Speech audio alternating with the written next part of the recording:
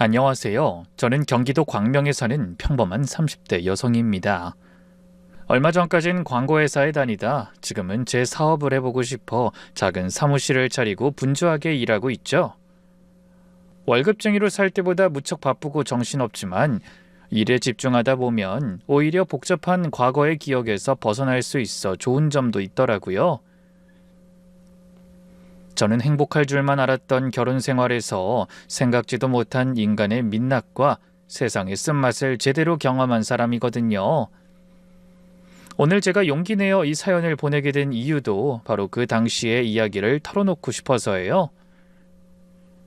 제 사정을 다 알고 있는 친구 하나는 그 얘기가 나올 때마다 탄식하며 이렇게 말합니다. 드라마도 그런 드라마 같은 일이 없어. 우리만 알고 있기 아깝다니까. 그래서 저는 이 사연을 계속 묻어두지 말고 세상에 알려야겠다고 생각하게 됐어요. 극한 상황에서도 끝까지 가족을 지키려 했던 한 사람의 이야기를 누군가는 들어주셨으면 좋겠다는 생각이 들거든요. 그럼 지금부터 제가 직접 경험하지 않았다면 믿지 못했을 그날의 이야기를 소상히 털어놔 보겠습니다. 그 얘기를 하려면 먼저 저희 시어머니에 관한 일화부터 말씀드려야 할 것 같네요. 신혼여행에서 돌아와 시댁에 갔던 날 현관문을 열자마자 시어머니가 두 팔을 활짝 벌리며 저를 맞아주셨던 기억이 아직도 생생합니다. 어머니는 얼굴 가득 환한 미소를 지으며 말씀하셨어요. 아이고, 우리 며느리 왔어. 어서 와, 배고프지? 내가 너희 주려고 아침부터 부산을 좀 떨었어. 우리 며느리 갈비찜 좋아하지? 평소 무뚝뚝하기만 한 시아버지는 소파에 앉아 고개만 까딱하셨는데 시어머니는 그 옆에서 연신 제 손을 잡으며 이것저것 물어보셨습니다. 아유, 시차 때문에 피곤하진 않니? 공항에서 오는 길에 차 안 막혔어? 시어머니는 제가 어색하지 않도록 살갑게 대해주려고 무척이나 노력하셨어요. 그 따뜻한 태도는 하루 이틀 반짝하는 게 아니라 그 이후로도 계속됐죠. 원래 성품이 온화하고 부드러운 분이시더라고요. 명절 때 제가 서툴게 전을 부치면 혀를 차시는 게 아니라 옆에 나란히 앉아서 웃으며 말씀하셨어요. 저는 이렇게 하면 깔끔하게 잘 익어. 내가 한번 해볼게.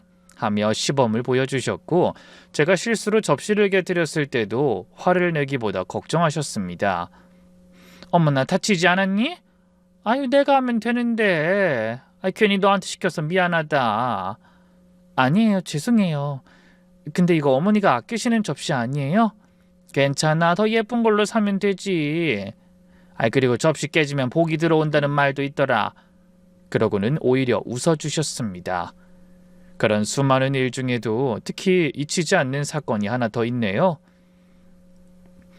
결혼 초 명절에 가족들이 다 모인 자리에서 친척 어른 한 분이 저한테 대놓고 이런 말씀을 꺼내셨죠. 새아가 명심해라. 결혼했으면 먼저 애부터 가져야 해. 요즘 젊은 사람들 애 없이 산다고 난린 것 같은데 너흰 그럼 못 쓴다. 가뜩이나 적지 않은 나이니 괜히 신혼이라고 미적거리지 말고 서둘러. 그때 분위기가 확 굳었습니다. 저는 얼굴이 빨개져서 아무 대답도 못하고 고개만 숙이고 있고 남편도 어른에게 말대답하지 못했어요. 그런데 시어머니가 나서서 단호하게 말씀하셨습니다. 아주버님, 그건 애들이 알아서 할 일이에요. 우리 며느리가 능력 있는 직장인이니 일 좀 더 하다가 몇 년 후에 가지고 싶다고 해서 저도 그러라고 했습니다. 요즘 세상에 애 낳는 거 가지고 남이 뭐라고 하면 안 된다고 하더라고요. 조용하고 예의 바르지만 흔들림 없는 목소리였죠. 그러고는 나중에 몰래 제 등을 토닥이며 이렇게 말씀하셨습니다. 수진아, 아까 큰아버지 말씀 너무 신경 쓰지 마. 너희 걱정해서 하신 말씀이지만 네 인생이니까 네가 정한 대로 살면 되는 거야. 엄만 우리 아들 며느리 행복하게 사는 게 제일 중요해. 그 말을 듣는데 코끝이 찡해왔어요. 친정 엄마한테도 듣기 어려운 말을 시어머니가 해주시니까 더 뭉클하더라고요. 그래서 그때 다시 한번 마음속으로 다짐했습니다. 세상에 우리 시어머니 같은 분도 안 계실 거야. 나도 진심으로 잘해드려야지. 저희 시어머니는 그런 분이셨습니다. 따뜻하고 다정하고 남을 배려할 줄 아는. 참 좋은 어른이셨어요. 그래서 어머니가 쓰러지셨을 때 전 정말 하늘이 무너지는 것 같았습니다. 아마 그때가 결혼한 지 반년쯤 됐을 무렵이었을 거예요. 평일 저녁에 시아버지한테서 전화가 왔습니다. 아버님이 저한테 직접 전화를 하시는 일은 거의 없었기 때문에 받는 순간 뭔가 심상치 않은 일이 일어났다는 걸 본능적으로 느꼈죠. 아니나 다를까 아버님의 입에서는 놀라운 말이 터져나왔습니다. 얘야, 너희 시어머니가 쓰러졌다. 지금 병원이야. 네? 아니 갑자기 그게 무슨 말씀이세요? 어머님이 왜요? 전화를 끊고 불이 나게 달려간 저희 부부에게 날벼락 같은 소식이 전해졌어요. 시어머니가 오른쪽 뇌혈관이 막혀 쓰러지셨다는 겁니다. 뇌경색이었죠. 다행히 목숨은 건지셨지만 후유증이 심했습니다. 몸의 반쪽을 거의 쓰지 못하게 되셨고 말씀도 짧은 단어 몇 개만 겨우 하실 수 있는 정도였어요. 병원에서는 장기적인 치료와 재활이 필요하다고 했고 시어머니는 그날 이후로 1년 가까이 재활병원에서 치료받다 요양병원으로 옮기신 상태였습니다. 병원에 찾아갈 때마다 가슴이 아파서 혼났네요. 저한테 그토록 다정하게 잘해주셨던 분이 힘없이 침대에 누워 계시는 모습을 볼 때면 눈물이 핑 돌아 억지 웃음을 지어야 했어요.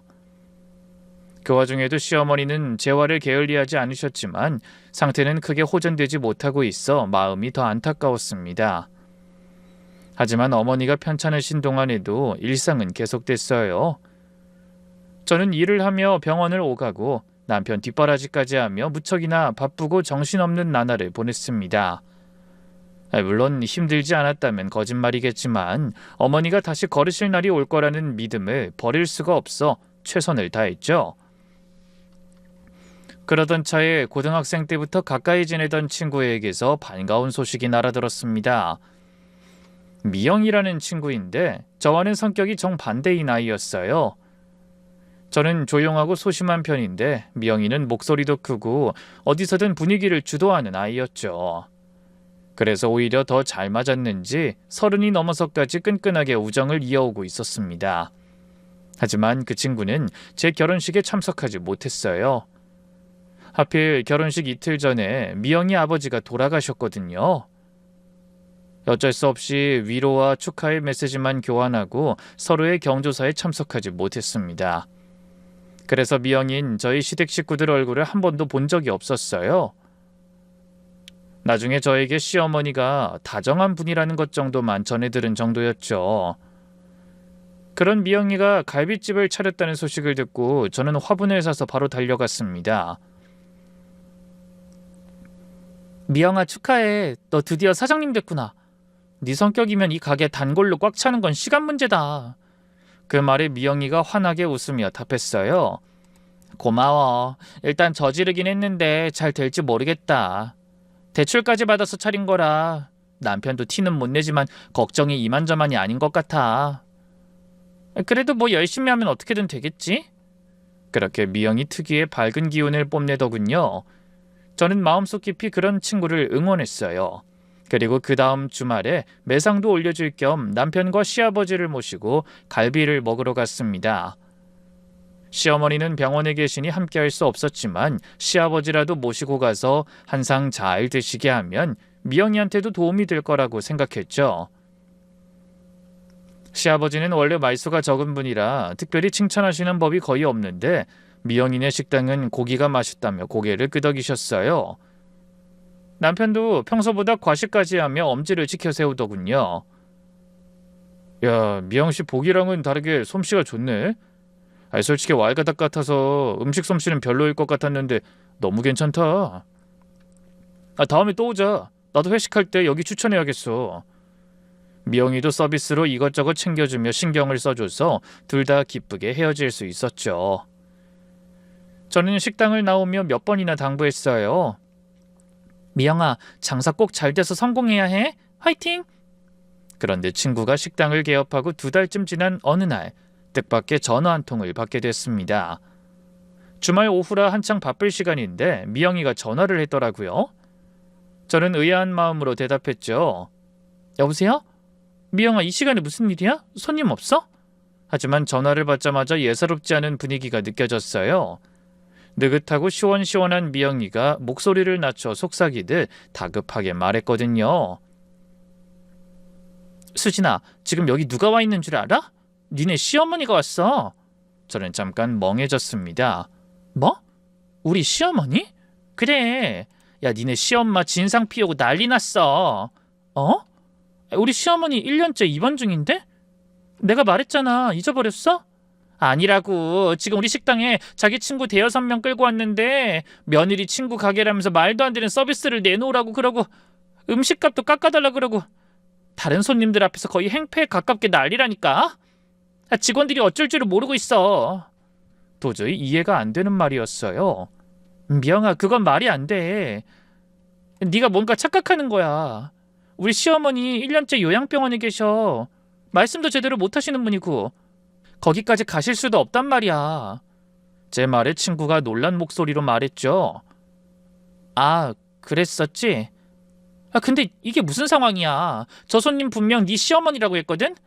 자기 아들이 태호라면서 강수진이 자기 며느리라고 이름까지 대고 친구 시어머니한테 왜 대접을 안 해주냐고 엄청 아니 역정을 내셨다니까? 가슴이 철렁했습니다. 제 이름과 남편 이름까지 정확히 안다는 말에 겁까지 나더라고요. 헌데 바로 그 순간 전화기 너머로 쩌렁쩌렁한 여자의 목소리가 들려왔습니다. 아니 몇 번을 말해야 알아들어. 내가 강수진이 시엄마라니까. 친구 시어머니한테 그 정도도 못해줘? 내가 일부러 매상 올려주려고 사람까지 데리고 온 건데. 주변이 쥐죽은 듯 고요해진 게 전화기 너머로도 느껴지더군요. 개업한 지 얼마 안 된 가게에서 그것도 손님 많은 주말 오후에 그런 소란이 벌어지면 제 친구가 얼마나 곤란할지 한숨이 났죠. 미영아, 내가 바로 갈게. 그 사람이랑 절대 부딪히지 마. 가서 내 눈으로 직접 확인할 테니까. 저는 서둘러 전화를 끊고 겉옷과 가방을 챙겨 밖으로 나왔습니다. 다행히 빈 택시가 바로 잡혀 가게 위치를 말하고 뒷좌석에 앉았죠. 그런데 버스로 세정거장이면 가는 거리가 그날따라 끝없이 멀게만 느껴졌습니다. 택시 안에서도 머릿속이 복잡했어요.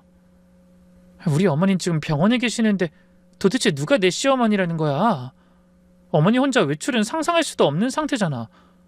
이건 사칭이 분명해. 그것도 우리 이름까지 안다니. 찝찝해서라도 꼭 내가 확인해야겠어. 장난이라고 치부하기엔 너무 구체적이었고 제 친구가 허튼 소리를 할 아이도 아니었어요. 뭔가 단단히 잘못된 일이 벌어지고 있다는 느낌이 들었습니다. 드디어 택시가 가게 앞 골목에 멈추자 저는 거스름돈 챙길 여유도 없이 차에서 내렸네요. 유리문 너머로 한쪽 테이블에 사람들이 몰려 앉아 있는 게 보이는데 그 가운데서 한 여자가 큰 소리로 떠들고 있더라고요. 급하게 문을 열고 안으로 들어서는 순간 그 여자의 얼굴이 선명하게 보였어요. 하지만 저는 전혀 모르는 사람이었습니다. 살면서 단 한 번도 스친 적 없을 것 같은 낯선 얼굴이었죠. 그런데 그 장년의 여자가 식당 직원을 향해 삿대질하며 있는 대로 성질을 부리고 있었고 일행들은 태연하게 고기를 구워 먹는 중이었어요. 그때 제 친구가 입술을 꽉 깨물고 분노를 참고 있는 게 보였습니다. 그 표정을 보니 미영이답지 않게 오래 참았다는 걸 알겠더라고요. 평소 성질대로라면 당장 끌어냈을 텐데 사업을 하다 보니 그럴 수가 없었던 거죠. 저는 심호흡을 크게 한번 하고 그 여자의 테이블로 다가갔습니다. 저기 실례합니다. 제 말에 여자가 고개를 들고 바라봤어요. 나이는 60대 초중반 정도로 보이는데 화장이 너무 진하다는 느낌이 들더군요. 상대가 저를 위아래로 훑어보더니 퉁명스럽게 물었어요. 뭐야, 당신도 누군데? 그 말 한마디에 헛웃음이 나왔습니다. 자기가 그렇게 며느리라고 주장하던 사람도 못 알아보다니 어이가 없었죠. 저는 이 식당 사장 친구고 강수진이라는 사람입니다. 듣기론 제 시어머니라고 하셨다면서요? 그런데 전 어르신을 처음 뵙거든요. 실례지만 누구시죠? 그 순간 여자의 눈이 심하게 흔들리는 게 보였습니다. 하지만 금세 표정을 고쳐잡더니 목소리를 한 톤 높여 이렇게 떠들었어요. 아, 그래? 우리 며느리가 왔구나. 내가 바로 네 시어머니다. 태호 엄마. 가게 안이 다시 고요해졌고 손님들의 시선이 일제히 저희 쪽으로 쏠렸어요. 저는 당황스러운 마음을 누르며 최대한 침착하게 말했습니다. 저희 시어머니는 지금 병원에 입원해 계세요. 1년 넘게 치료 중이신 분이죠. 누구신진 모르겠지만 남의 시어머니 사칭하시면 곤란합니다. 그러자 여자가 벌떡 일어서며 손바닥으로 테이블을 탁 내려쳤습니다. 저는 깜짝 놀라서 움찔했죠. 병원에 있는 건 시아버지 전처고 현재 호적상 부인은 나라고. 그러니까 내가 시어머니가 맞다니까? 네? 아니 그게 무슨 말씀인지. 저는 귀를 의심했습니다. 전처의 호적상 부인이라니. 도대체 무슨 말인지 하나도 못 알아듣겠더라고요. 아무리 생각해도 있을 수 없는 얘기였어요. 어머니가 입원해 계신 동안에도 시아버지는 병문안을 다니셨고 이혼이나 재혼 같은 얘기를 저는 단 한 번도 들어본 적이 없었으니까요. 가게 안 공기가 차갑게 가라앉았습니다. 미영이도 직원과 손님들도 아무 말 없이 저와 여자를 번갈아 바라보고 있었어요. 그 고요 속에서 제 심장 뛰는 소리만 비정상적으로 크게 느껴졌죠. 저는 숨을 몰아쉬며 떨리는 손으로 핸드폰을 꺼내 남편에게 전화를 걸었습니다. 신호음이 갈 때마다 심장박동이 더 커지는 것 같았어요. 곧이어 평소와 다름없는 남편의 목소리가 들려왔습니다. 여보세요? 저는 다급한 마음에 돌려 말하지 않았어요. 나 지금 미영이 가게야. 근데 여기 어떤 여자분이 오셔서 본인이 내 시어머니래. 이게 도대체 어떻게 된 건지 혹시 당신은 알아? 전화기 너머로 긴 침묵이 내려앉았습니다. 1초, 2초, 3초. 더디게 시간이 흘렀지만 남편에게서는 아무 대답도 돌아오지 않았어요. 그 무거운 공백이 이미 무언가를 말해주고 있었습니다. 저는 목소리를 높여 한 번 더 물었어요. 대답해 여보. 당신은 아무것도 모르는 거야? 아니면 뭘 알면서도 말을 안 한 거야? 어머님 병원에 계시는데 어떻게 이분이 내 시어머니야? 본인이 법적인 부인이라는데 이게 말이나 되는 소리냐고. 한참 뒤에야 남편이 입을 열어 기어들어가는 목소리로 말했습니다. 저기 사실은 아버지가 엄마 입원하시고 넉 달쯤 됐을 때부터 계속 이혼하고 싶다고 하셨어. 그래서 엄마가 조금 정신이 드시자마자 이혼서류에 도장 찍게 하셨고 2달 전에 그분이랑 혼인신고까지 하신 거야. 그러니까 지금은 그분이 당신 시어머니가 맞긴 하지. 그게 무슨 소리야? 그럼 아버님이 어머님이랑 이혼하셨고 이분이랑 재혼하셨다는 거야? 그래, 아마 아버지가 전에 그 식당에서 갈비를 맛있게 드셔서 가보라고 하신 모양이다. 며느리 친구 가는 곳이라고. 그 순간 심장이 발끝으로 툭 떨어지는 기분이었습니다.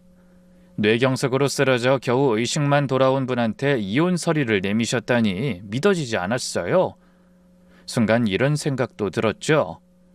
아직 말씀도 잘 못하시는 분한테 재산 분할은 제대로 해주셨을까? 아니 그 전에 쓰러져 거동도 불편한 상태로 이혼에 동의해야 하는 어머님 마음이 어떠셨을까? 이건 정말 말도 안 되게 잔인한 짓이야. 전화기를 쥔 손끝에서 힘이 빠져나가는 것 같았어요. 고개를 드니 여자가 팔짱을 낀 채 당당한 눈으로 절 바라보고 있었죠. 그러더니 입꼬리를 올리며 비웃듯이 입을 열더군요. 이제 됐어? 태호가 다 확인해줬지? 지금이라도 알았으면 앞으로 잘해. 그리고 온 김에 여기 음식값도 싹 계산하고. 그이가 하도 맛있다고 입에 침이 마르게 칭찬하길래 친구들까지 데리고 왔더니 맛도 그냥 그렇고 기분만 잡쳤네. 그날 저는 넋이 반쯤 나간 상태로 음식값을 계산하고 가게 문을 나섰습니다. 친구도 황당한 얼굴로 절 바라봤지만 섣불리 뭐라고 말하진 못했어요.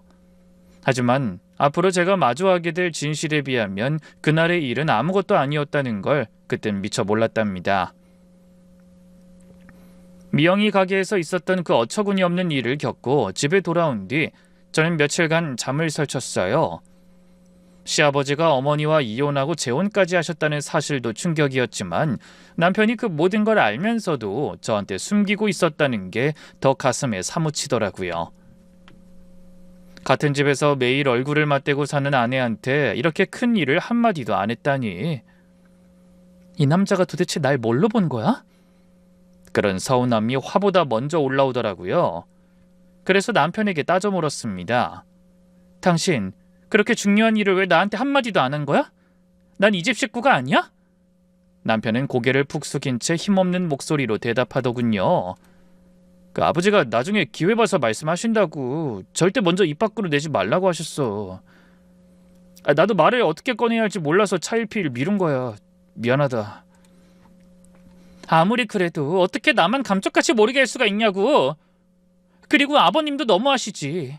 어떻게 몸도 편찮으신 어머니한테 그러실 수가 있어? 도대체 뭐라고 하고 이혼하자고 하신 거래? 그냥 아버지가 혼자 살기 힘들다고 하시니까 엄마가 잡지 않으신 거지. 솔직히 엄마 저러고 계신 게 벌써 1년이 넘었잖아. 요즘 60대는 늙은 것도 아니고 아버지 아직 팔팔한 나이인데 엄마 병수발만 들면서 늙는 건 엄마도 미안하셨겠지. 말도 안 돼. 반평생을 넘게 살아온 부부가 몸이 안 좋다고 이혼을 해? 그럼 재산 분할은? 그건 제대로 해주신 거야? 그건 나도 모르지. 아무리 아들이지만 그런 부분까지 간섭하는 건 좀 그렇잖아. 꼭 내가 아버지 유산 바라고 따지는 것 같고. 그렇게 대충 둘러대며 넘어갈 수 있는 상황이 아니었죠.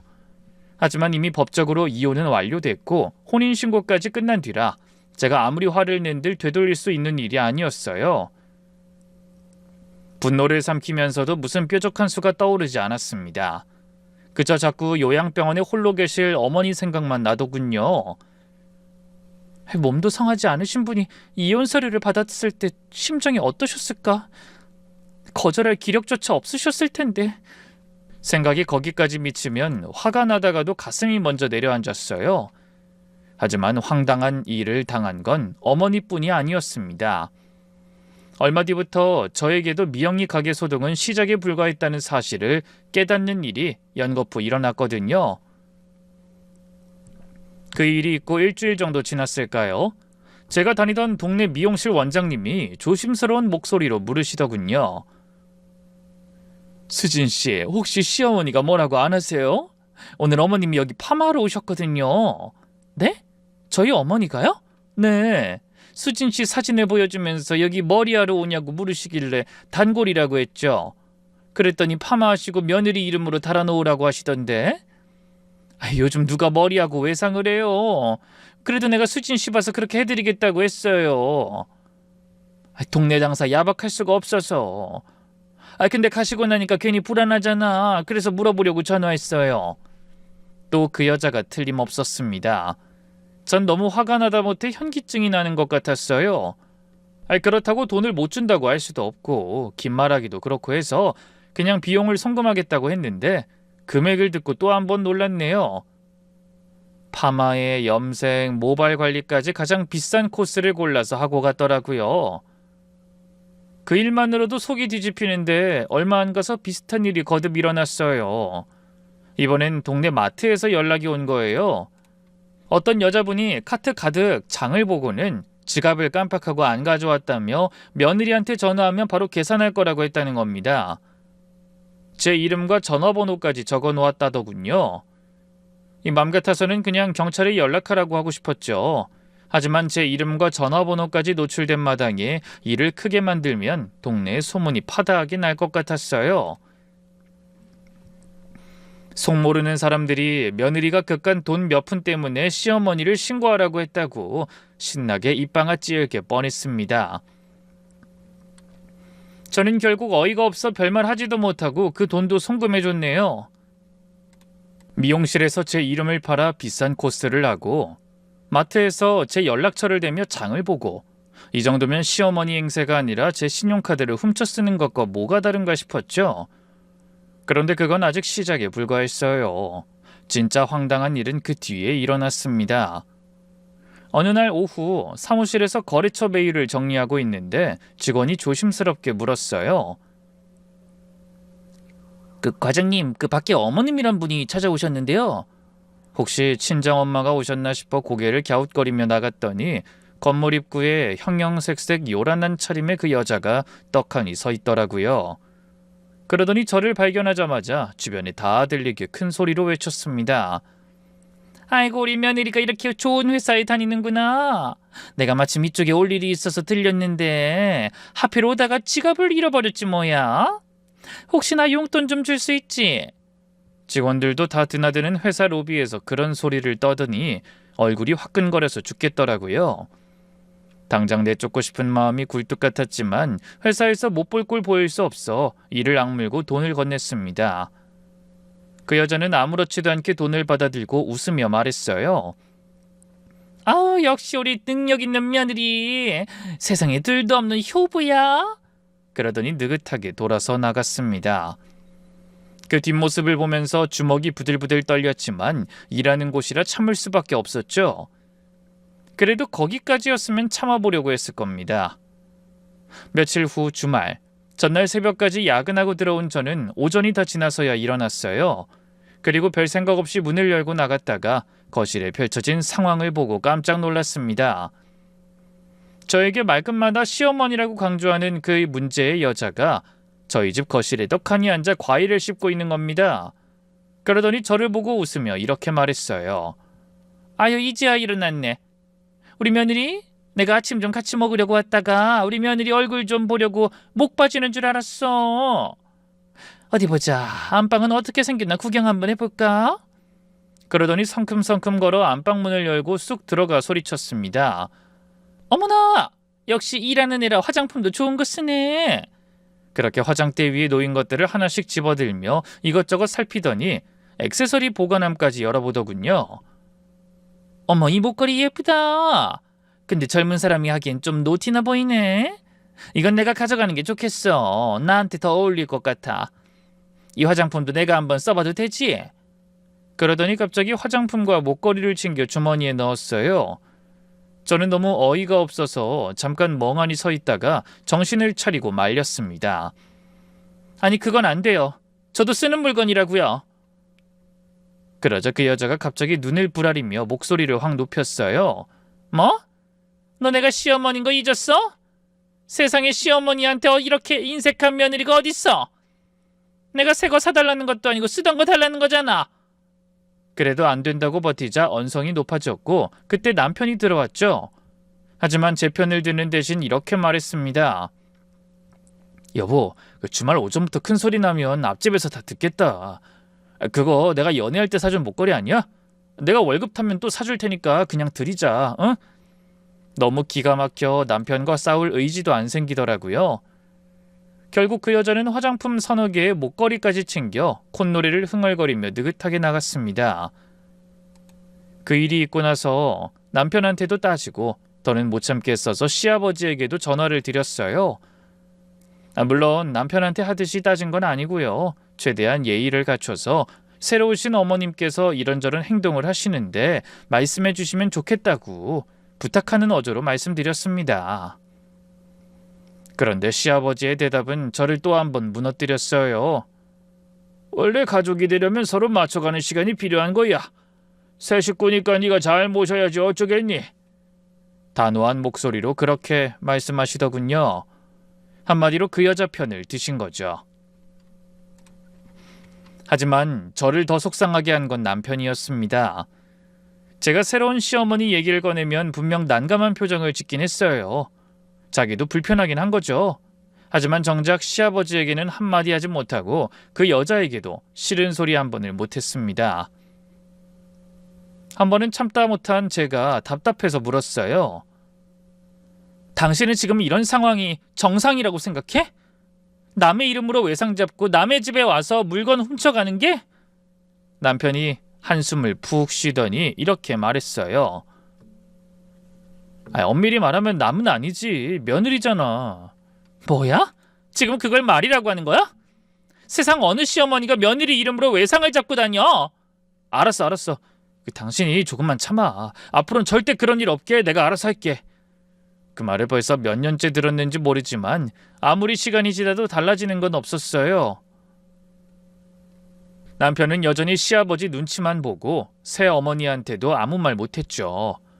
그러면서 저한테 참으라는 말만 앵무새처럼 반복하더군요. 솔직히 말하면 차라리 대놓고 그 여자 편을 드는 시아버지보다 남편의 어정쩡한 태도가 더 미웠습니다. 적이면 적답게 확실하면 차라리 마음이라도 정리할 텐데 이쪽도 저쪽도 아닌 애매한 사람 옆에 있는 게 제일 지치더라고요. 그런 난리 속에서도 저는 사흘에 한 번은 반드시 병원에 가서 어머니 손을 잡아드리고 밖에서 있었던 소소한 이야기를 들려드렸어요. 물론 새 시어머니 때문에 겪은 일은 절대 말씀드리지 않았습니다. 괜히 어머니 혈압만 올릴 게 뻔한 얘기를 어떻게 하겠어요. 헌데 그 와중에 제가 도저히 그냥 넘어갈 수 없는 일이 터졌습니다. 그날도 저는 여느 때처럼 퇴근 후 병원을 찾았는데 시어머니 병실에서 날카로운 여자 목소리가 울려 퍼지고 있었습니다. 처음엔 다른 환자 보호자끼리 다투나 싶었는데 한 발짝 한 발짝 가까이 갈수록 그 목소리의 정체가 분명해졌어요. 바로 새로운 시어머니였습니다. 그 여자가 피해자나 마찬가지인 저희 시어머니에게 적반하장으로 큰 소리를 치고 있더라고요. 이봐요, 이제 그만 정리합시다. 더 이상 내 남편이랑 아들 등골 빼지 말고 조용히 떠나. 당신 이제 그 사람이랑 남이야. 엄연히 법적으로도 남남이라고 알아들어? 거기다 당신 아들도 아닌 애는 왜 붙들고 늘어져? 저는 기겁하며 병실 안으로 뛰어들어갔어요. 그 순간 마주한 광경은 아마 평생 잊히지 않을 것 같더군요. 시어머니가 침대 위에서 이불 끝을 움켜쥔 채 소리 없이 울고 계셨어요. 입술이 바들바들 떨리고 있었는데 말이 마음대로 나오지 않는지 괴로워하셨죠. 그 옆에서는 아버님의 새로운 여자가 팔짱을 낀 채 마치 쓰레기를 내려다보듯 어머니를 바라보고 있었어요. 저는 두 사람 사이로 뛰어들어 시어머니 앞을 가로막으며 외쳤습니다. 지금 여기서 뭐 하시는 거예요? 안 그래도 편찮으신 분한테 사라지라니 어떻게 이럴 수가 있어요? 제 기세에 상대가 눈을 치켜뜨며 받아쳤어요. 하! 너야말로 지금 뭐 하는 거야? 네 시엄마는 저 여자가 아니라 나라고! 정신 똑바로 안 차려? 하지만 전 고개를 저으며 힘주어 말했습니다. 전 그런 거 모르겠고요. 여긴 병원이고 그런 말씀은 치료에 방해되니까 당장 나가세요. 그러자 상대의 표정이 굳더니 코웃음을 치며 가방을 집어들고 돌아섰어요. 갈수록 버릇없는 며느리네. 좋아, 어디 두고 보자고.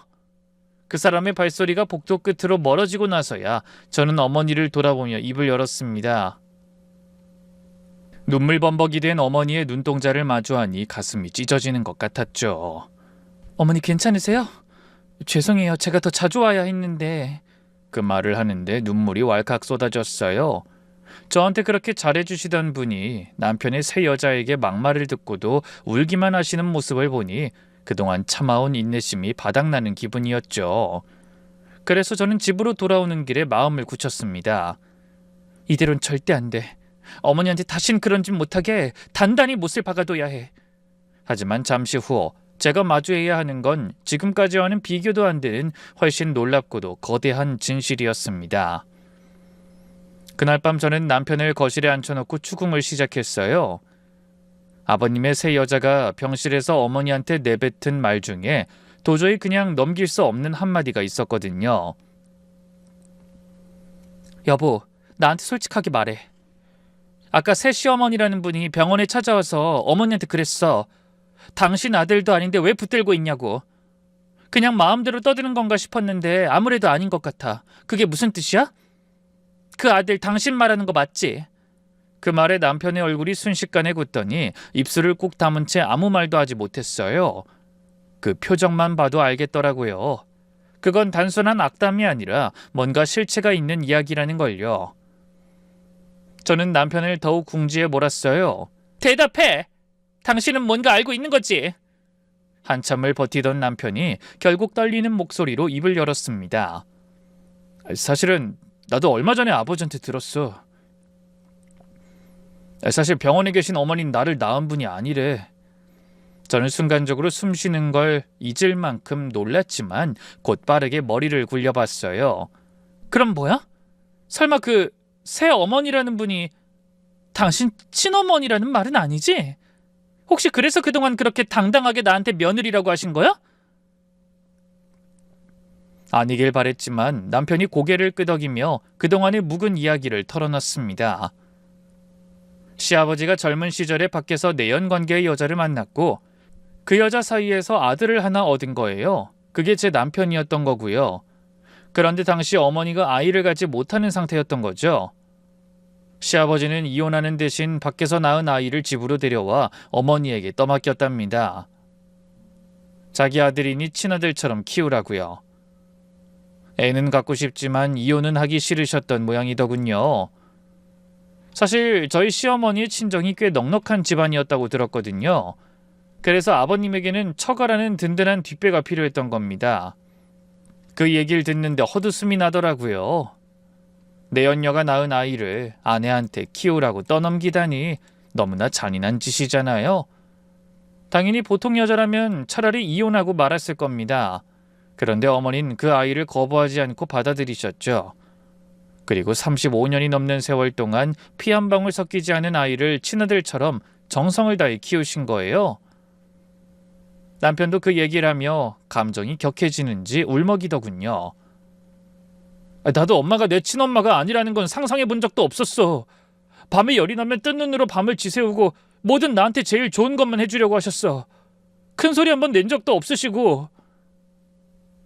그런데 시어머니가 쓰러지시자 그 틈을 파고든 게 바로 예전의 내연녀였던 겁니다. 아들을 본처에게 맡기고 떠났던 여자가 수십 년이 흐른 뒤 옛 내연남을 찾아와 본처의 자리를 꿰찬 거예요. 그 모든 얘기를 듣고 나서 전 한동안 아무 말도 할 수 없었습니다. 분노와 슬픔, 허탈함이 한꺼번에 밀려와 정신이 없더군요. 하지만 그 와중에도 한 가지 사실은 분명했어요. 병원에 계신 시어머니가 얼마나 대단한 분인지 그건 알겠더라고요. 남편이 밖에서 바람 피워 데려온 아이를 원망 한마디 없이 35년 넘게 친자식으로 품으셨다니, 제가 시집와서 경험한 아들에 대한 다정함과 따뜻함이 피를 나눈 모정이 아니라 오로지 의지와 사랑만으로 만들어낸 것이었다는 걸 깨달으니 존경을 넘어 경외심마저 느껴질 지경이었습니다. 그런데 그 순간 남편이 저에게 뜻밖의 말을 꺼냈어요. 수진아, 사실 나도 마음이 복잡해. 그래도 지금의 어머니가 날 낳아준 사람이잖아. 이제라도 그분을 진짜 시어머니로 모셔줄 수 없겠어? 그 말이 너무 놀라워서 저도 모르게 되물었습니다. 뭐라고? 당신 지금 뭐라고 했어? 그 사람을 어머니로 모시라고? 그래. 아무리 기른 정이 있어도 낳아준 게 더 큰 은혜 아니야? 피가 섞인 게 진짜 부모잖아. 퇴근하고 병원에 드나들 시간에 지금 시어머니한테도 정성을 좀 다해봐. 저는 남편의 논리가 이해되지 않았어요. 낳아준 건 사실이지만 키워준 건 병원에 누워 계신 어머니잖아요. 35년 동안 밥해주고 빨래해주고 아플 때 밤새 곁을 지킨 분이 누군데 피가 섞이지 않았다는 이유로 그 세월이 부정당하다뇨.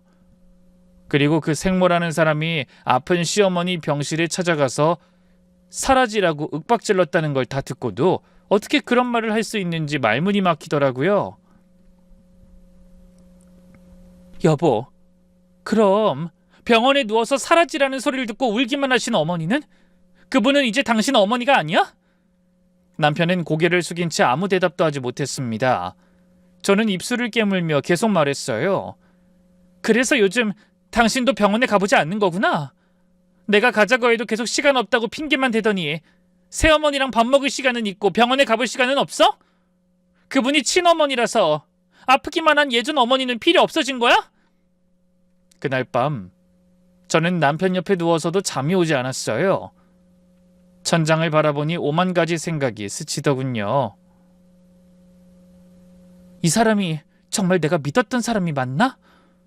그 오랜 세월 자기를 위해 희생한 어머니를 두고도 아버지 눈치만 보고 이혼 사실도 숨겨주더니 이젠 나았다는 이유만으로 개념 없이 행동하는 사람을 친어머니로 모시라니, 과연 갈대처럼 흔들리는 이 사람을 믿고 평생을 살아도 되는 걸까?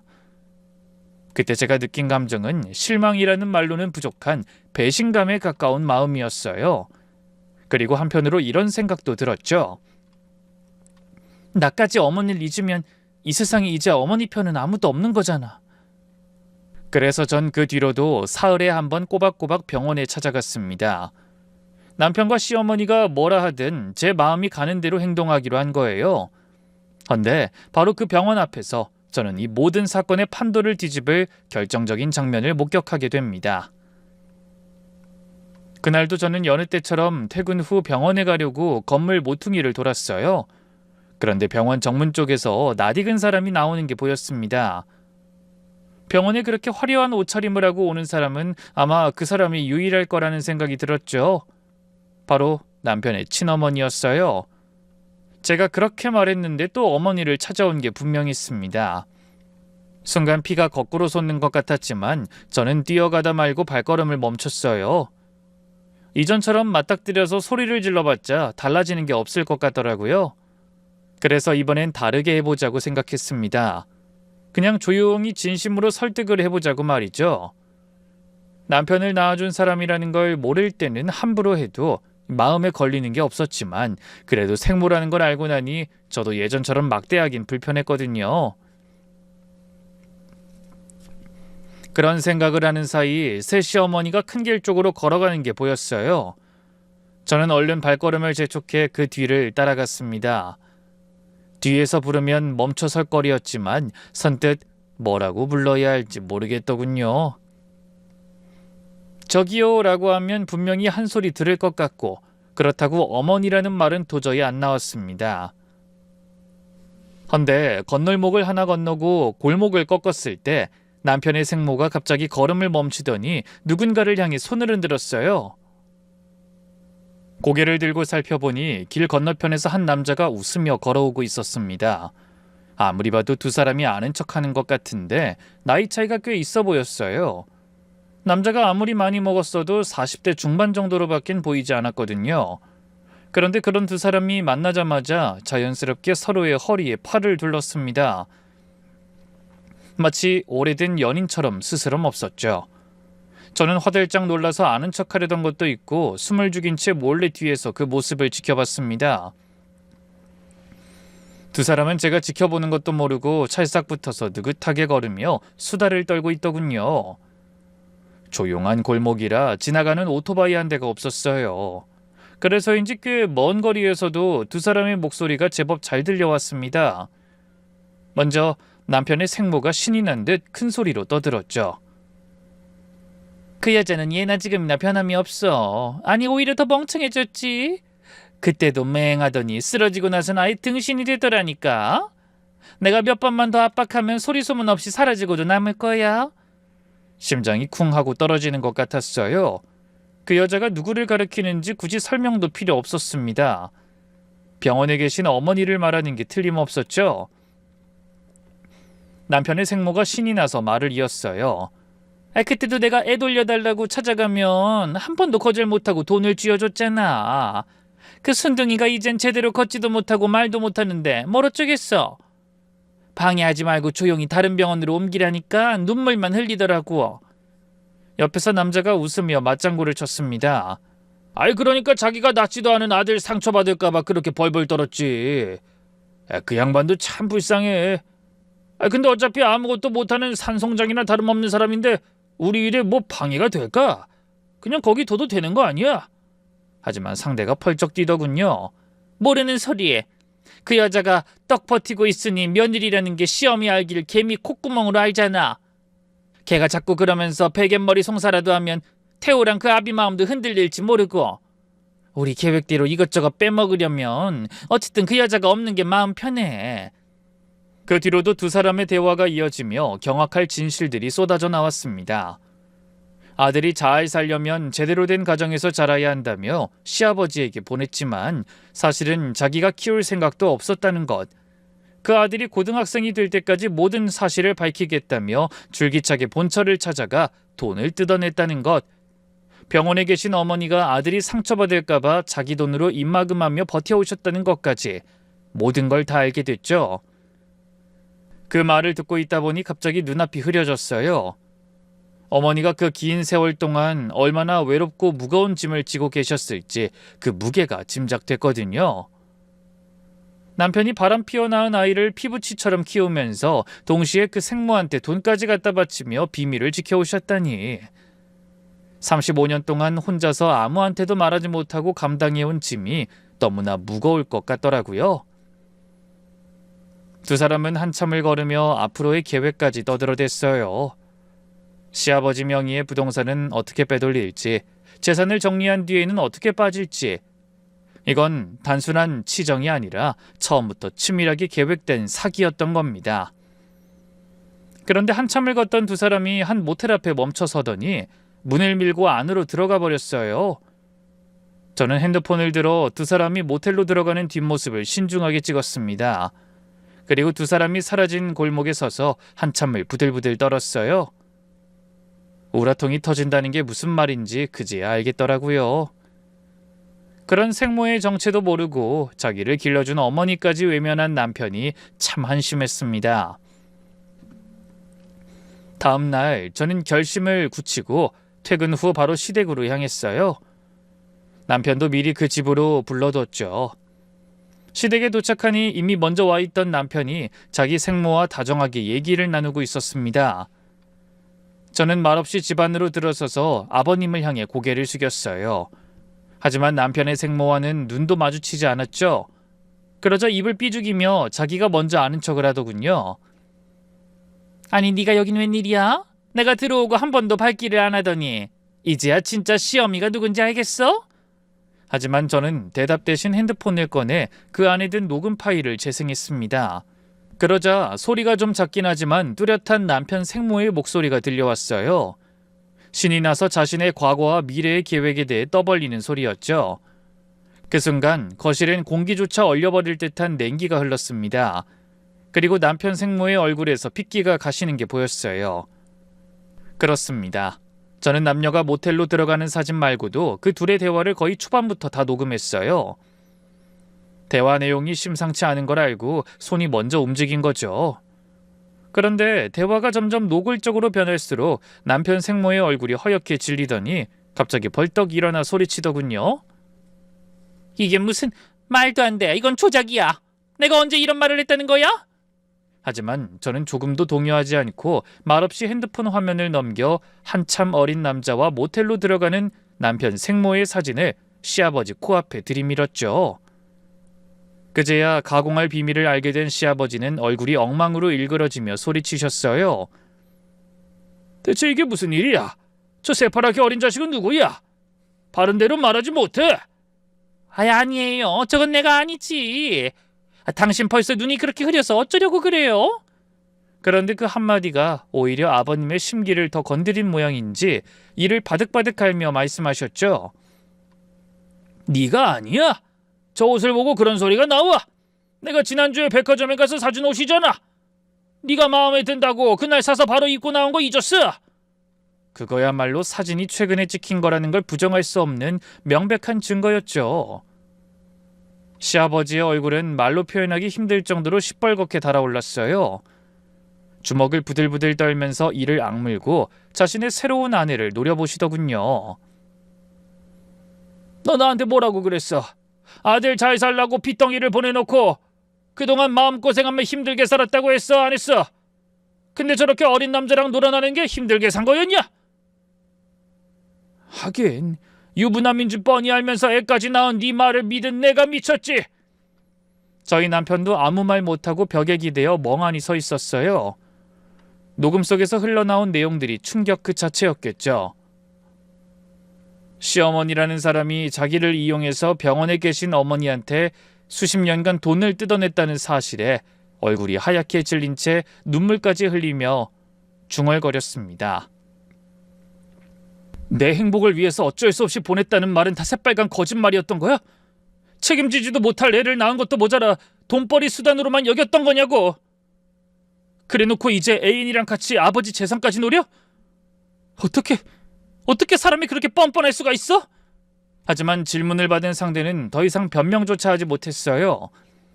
아들의 분노에 가득 찬 시선을 느낀 순간 그 뻔뻔하던 사람의 얼굴에 처음으로 공포가 스치는 게 보였네요. 그날 밤 시댁에서는 무거운 침묵을 뚫는 처절한 울음소리만 울려 퍼졌습니다. 그리고 그날 이후 일은 빠르게 정리됐어요. 시아버지는 바로 이혼 절차를 들어가셨죠. 남편의 생모는 끝까지 이혼당하지 않으려고 발악했지만 녹음 파일과 사진 앞에서는 어쩔 도리가 없었던 모양입니다. 혼인기간이 워낙 짧았기 때문에 재산 분할도 받지 못했습니다. 그렇게 시어머니를 자초하며 온 동네를 휘젓고 다니던 여자는 왔을 때보다 초라한 모습으로 사라져버렸죠. 이 맘 같아서는 사기로 고소까지 했으면 좋았을 텐데 그래도 자기 아들을 낳아준 여자라 그런 꼴까진 보고 싶지 않으셨던 것 같더라고요. 그 뒤로 시아버지와 남편은 요양병원에 찾아가 어머니 앞에 무릎을 꿇었습니다. 아버님은 한참을 말없이 고개를 숙이고 계시다가 겨우 한마디를 꺼내시더군요. 여보, 내가 잘못했어. 태우 나와서 평생 당신 가슴에 대못을 박은 것도 모자라 내가 또 이런 짓을. 정말 면목이 없다. 남편도 어머니 손을 잡고 한참을 울었습니다. 자기를 낳지도 않았으면서 35년 넘게 친아들처럼 키워주신 분한테 자기가 얼마나 몹쓸 짓을 했는지 그제야 뼈저리게 느끼는 것 같았어요. 물론 어머니는 눈물을 펑펑 흘리며 오열하셨지만 남편이 내민 손을 다시 잡아주셨습니다. 피보다 진한 게 정이라는 말이 맞는 것 같더군요. 어머니는 생모에게 눈이 멀어 몇 개월 동안 병원에 코빼기도 비치지 않은 아들을 그래도 용서하셨습니다. 헌데 그렇게 마무리되는가 싶던 일이 뜻하지 않은 방향으로 흘러갔어요. 아버님이 이혼하시고 얼마 지나지 않아 쓰러지셨다는 연락이 온 겁니다. 깜짝 놀라 달려가 보니 혈액암이라는 청천벽력 같은 진단이 내려졌어요. 그것도 이미 상당히 진행된 상태라 치료가 어렵다는 사형 선고나 다름없는 설명이 이어졌죠. 갑작스럽게 인생의 마지막 길에 들어선 아버님은 그동안 잘못 살아온 자신의 지난날을 참여하신다며 어머니에게 제대로 해주지 않았던 재산 분할을 다시 해주셨어요. 하지만 죄를 용서받기엔 너무 늦어버린 걸까요? 재산 분할이 끝나고도 아버님의 상태는 호전되지 않아 결국 홀로 호스피스 병동에서 생의 마지막을 준비하게 되셨습니다. 남편은 생모에게 배신당한 충격과 아버지의 발병이 한꺼번에 겹치며 무너져 내렸어요. 그러니 자연스럽게 마음이 어머니에게 향하는지 전에 없이 매일 병원에 찾아가 정성으로 자신을 키워준 어머니께 용서를 빌었답니다. 나름대로 최선을 다하는 모습이었지만 전 그걸 보면서도 마음이 돌아오지 않았어요. 오랜 신뢰관계를 하루아침에 손바닥 뒤집듯이 뒤집은 남편의 모습에 저의 믿음도 깨져버린 겁니다. 결국 저는 남편의 후회와 반성을 받아들이지 못하고 이혼을 선택했습니다. 울면서 매달리는 남편에게 제가 마지막으로 한 말은 이거였어요. 미안해. 당신이 미워서가 아니야. 나도 당신의 상황이 안타까워. 하지만 나는 자기를 정성으로 키워준 부모를 외면하고 이리저리 흔들리기만 하는 사람과 평생을 함께할 자신이 없어. 그렇게 이혼한 후에도 저는 어머니를 찾아뵙는 일만은 멈추지 않았습니다. 가끔 시간을 내서 요양병원에 가면 어머니는 여전히 한 손을 힘겹게 들어 제 손등을 어루만져 주셨어요. 그러던 어느 날 재활치료 덕분에 짧은 문장을 더듬거리며 말씀하실 수 있게 된 어머니가 저를 조용히 부르시더니 오래된 보석함 하나를 꺼내셨습니다. 뚜껑을 여니 반지며 귀걸이며 값비싼 보석들이 가득 들어 있었어요. 그 보석함을 저에게 내밀며 어머니가 떨리는 목소리로 말씀하셨습니다. 내 며느리한테 꼭 주고 싶었어. 하지만 전 손사래를 치며 거절했죠. 아니에요 어머니, 이건 너무 부담스러워요. 그리고 저는 이제... 제가 말을 다 꺼내지도 않았는데 어머니가 저를 향해 고개를 저으며 힘겹게 말씀하셨어요. 아니, 헤어졌어도 며느린 너뿐이야. 그 말씀에 눈물이 왈칵 쏟아졌습니다. 아들과 헤어졌어도 며느린 저뿐이라는 말씀이라는 걸 단박에 알아들었죠. 어머니도 울고 계셨어요. 그리고 힘겹지만 또렷하게 한마디를 더 하셨습니다. 다음엔 나무 같은 남자 만나. 단단하고 좋은 남자. 꼭 행복해야 해. 저는 보석함과 어눌하지만 따뜻한 그 말씀을 가슴에 품고 고개 숙인 채 한참을 울었네요. 그 뒤로도 저는 종종 어머니를 만나러 갑니다. 비록 둘 사이의 고부관계는 끝이 났지만 이제는 같은 여자로서 서로의 상처를 보듬는 좋은 친구 관계가 되었으니까요. 부디 이 사연을 함께하신 여러분도 저희 어머니가 예전 못지않게 건강을 회복하고 저의 오랜 마음의 벗으로 남아주실 수 있도록 빌어주시겠어요?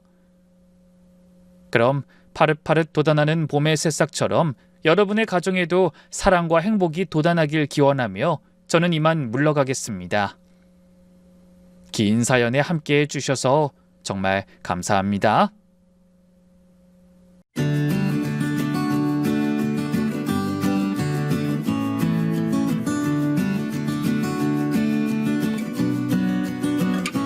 안녕하세요. 저는 30대 후반의 서연희라고 합니다.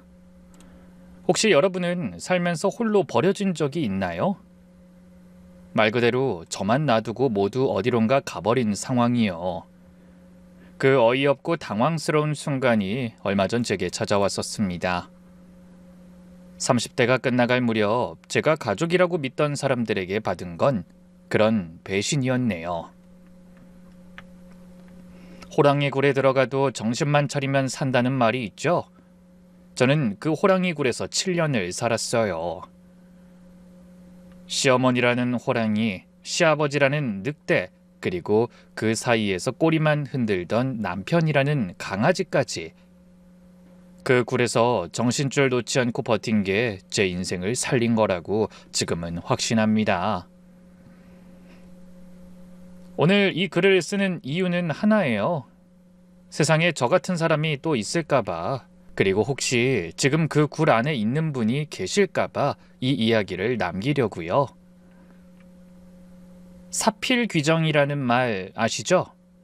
모든 일은 반드시 바른 이치대로 돌아간다는 뜻이에요. 제 이야기가 딱 그렇거든요. 그럼 처음부터 이야기해볼게요. 남편을 처음 만난 건 32살 때였어요.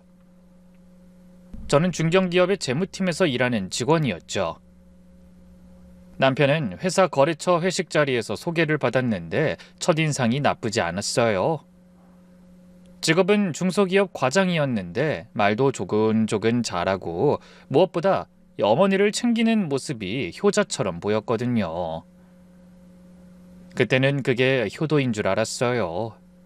나중에 알았죠. 그게 효도가 아니라 복종이었다는 걸.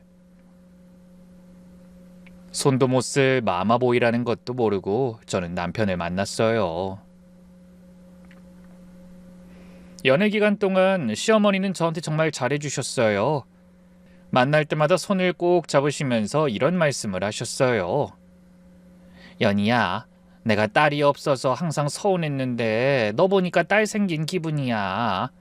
우리 항상 즐겁게, 재밌게, 그리고 서로 존중하면서 지내자. 어머니, 감사해요. 저도 어머니 같은 시어머니를 만나서 정말 다행이에요. 아이고, 이쁜 것. 우리 연희는 말도 곱고 마음도 고와서 너무 좋아. 도윤이가 그간 눈이 높아 여자를 잘 못 만나더니 이번엔 아주 제대로 골랐어.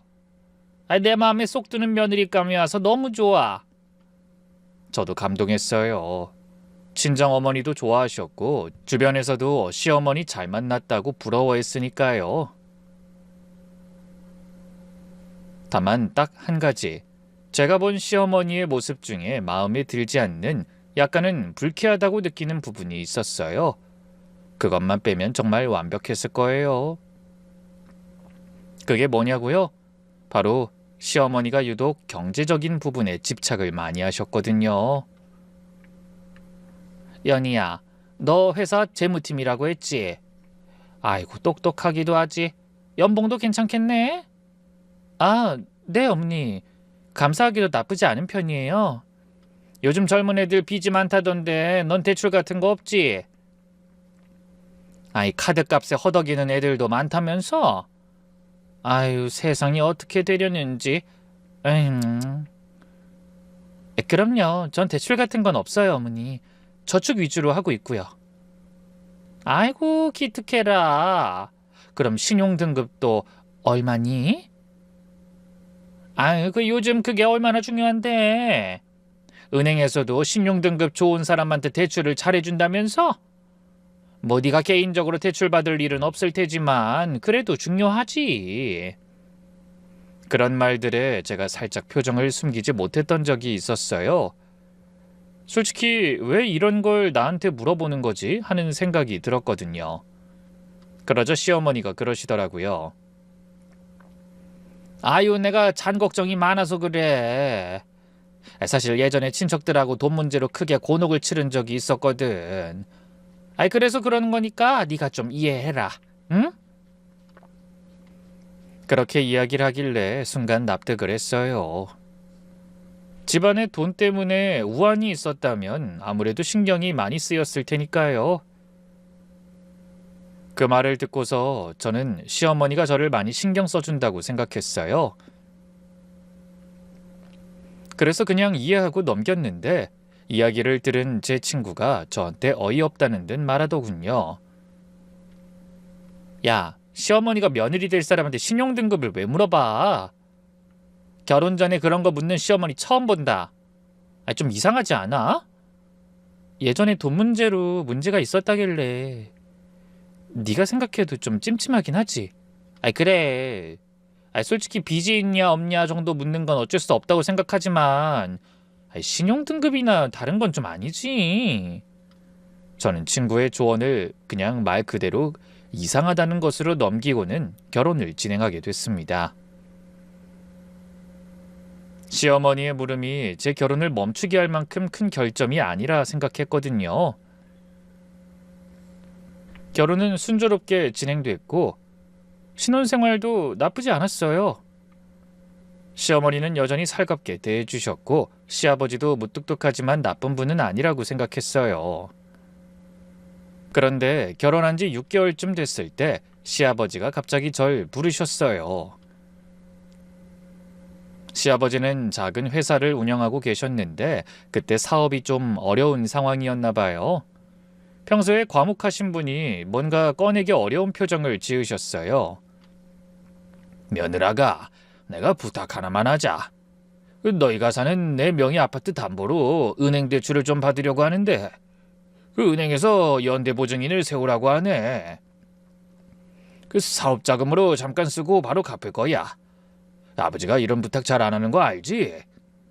솔직히 연대보증이라는 말에 심장이 철렁했어요.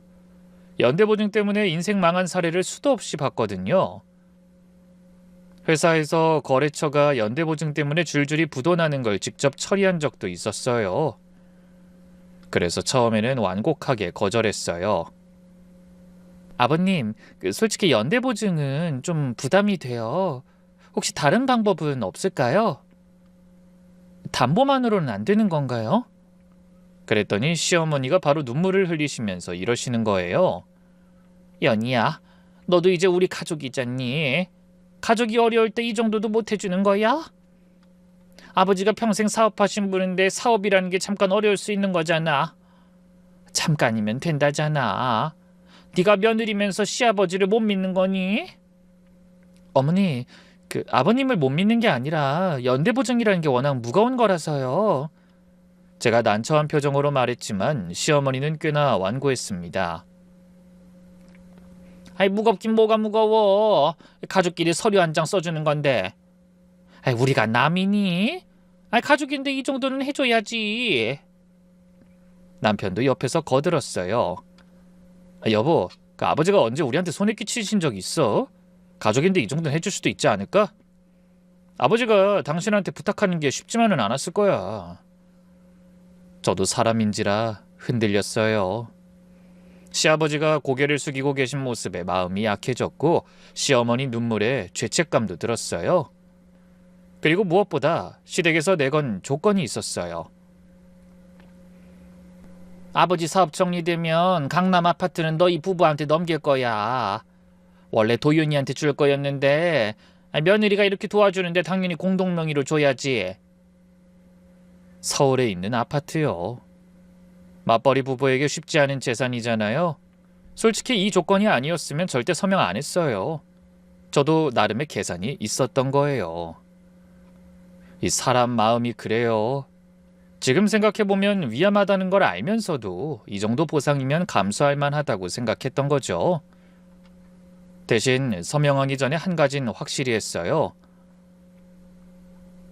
아버님, 대출 목적이 사업자금 맞으시죠? 은행 서류에도 사업자금 운영이라고 기재되어 있으니 확인차 여쭤보는 거예요. 그럼 당연하지. 사업자금이야. 다른 데 쓸 일 없어. 시아버지가 단호하게 대답하셨어요. 저는 그 말을 분명히 기억해뒀어요. 그리고 서류에 서명한 후에 대출 계약서, 보증 서류, 관련 서류 일체를 전부 복사해서 따로 보관해뒀어요. 원본이 사라져도 사본만이라도 있으면 좋을 것 같다고 생각했거든요. 아무리 가족이라도 돈 문제는 철저해야 한다는 생각이 있었으니까요. 그런데 그로부터 1년 뒤에 이상한 일이 생겼어요. 어느 날 남편이 샤워하러 간 사이에 남편 핸드폰 화면에 알림이 떴는데 은행에서 보낸 대출 이자 연체 안내 문자였어요. 심장이 쿵 했어요. 남편이 나오길 기다렸다가 물어봤어요. 여보, 아까 핸드폰에 은행 문자 왔던데 대출이자 연체 안내문이던데 아버님 대출이자가 연체되고 있는 거야? 아, 뭐 그런 걸로 호들갑이야. 아버지 사업이 잠깐 좀 그런 거지. 금방 해결될 거야. 걱정하지 마. 진짜 별거 아니야. 잠깐이 아닐 수 있으니까 걱정하는 거야. 우리 연대보증 걸려 있잖아. 아버님이 못 갚으면 우리가 갚아야 되는 거잖아. 이자가 아니라 원금 전부를. 그거 알고는 있지? 아이, 그걸 왜 우리가 갚아? 아버지가 알아서 하실 거라니까. 아이, 쓸데없이 예민하게 굴지 마. 예민한 게 아니라 현실적인 얘기를 하는 거야. 나 주변에서 연대보증 때문에 집 날리고 가정 깨지는 거 수도 없이 봤어. 한번 확인이라도 해봐, 아버님한테.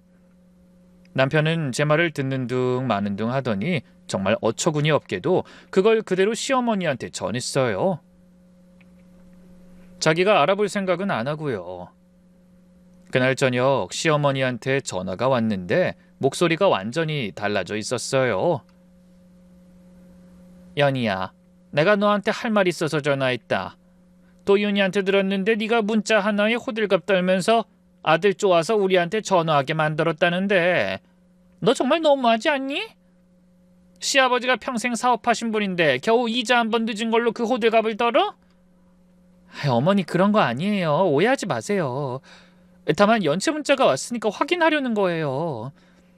저는 연대 보증인이니까 상환 현황을 확인할 필요가 있어요.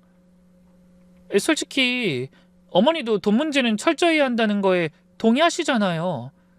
저도 제 법적 권리를 행사하는 것뿐이고. 뭐?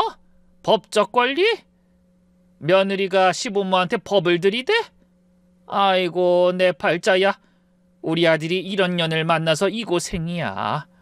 가족한테 법이 어딨어? 내가 사람을 잘못 봤네. 잘못 봤어. 어머니, 가족한테도 법은 있어요. 아니, 가족이니까 더 정확히 해야 하는 거예요. 어머니도 당해보셨다면서요. 됐어. 앞으로 집안일에 코 들이밀지 마. 너는 네 회사 일이나 잘해. 시어머니는 일방적으로 전화를 끊어버렸습니다. 저는 남편한테 말했어요. 여보, 나한테 왜 이래? 내가 뭘 잘못한 건데? 연체 문자가 온 걸 확인해달라는 걸 꼭 그런 식으로 이야기해야 했어? 그게 연체되면 나뿐만이 아니라 당신도 힘들어지는 건데 왜 굳이 콕 집어 내가 그랬다고 이야기한 거야? 남편의 대답이 기가 막혔어요.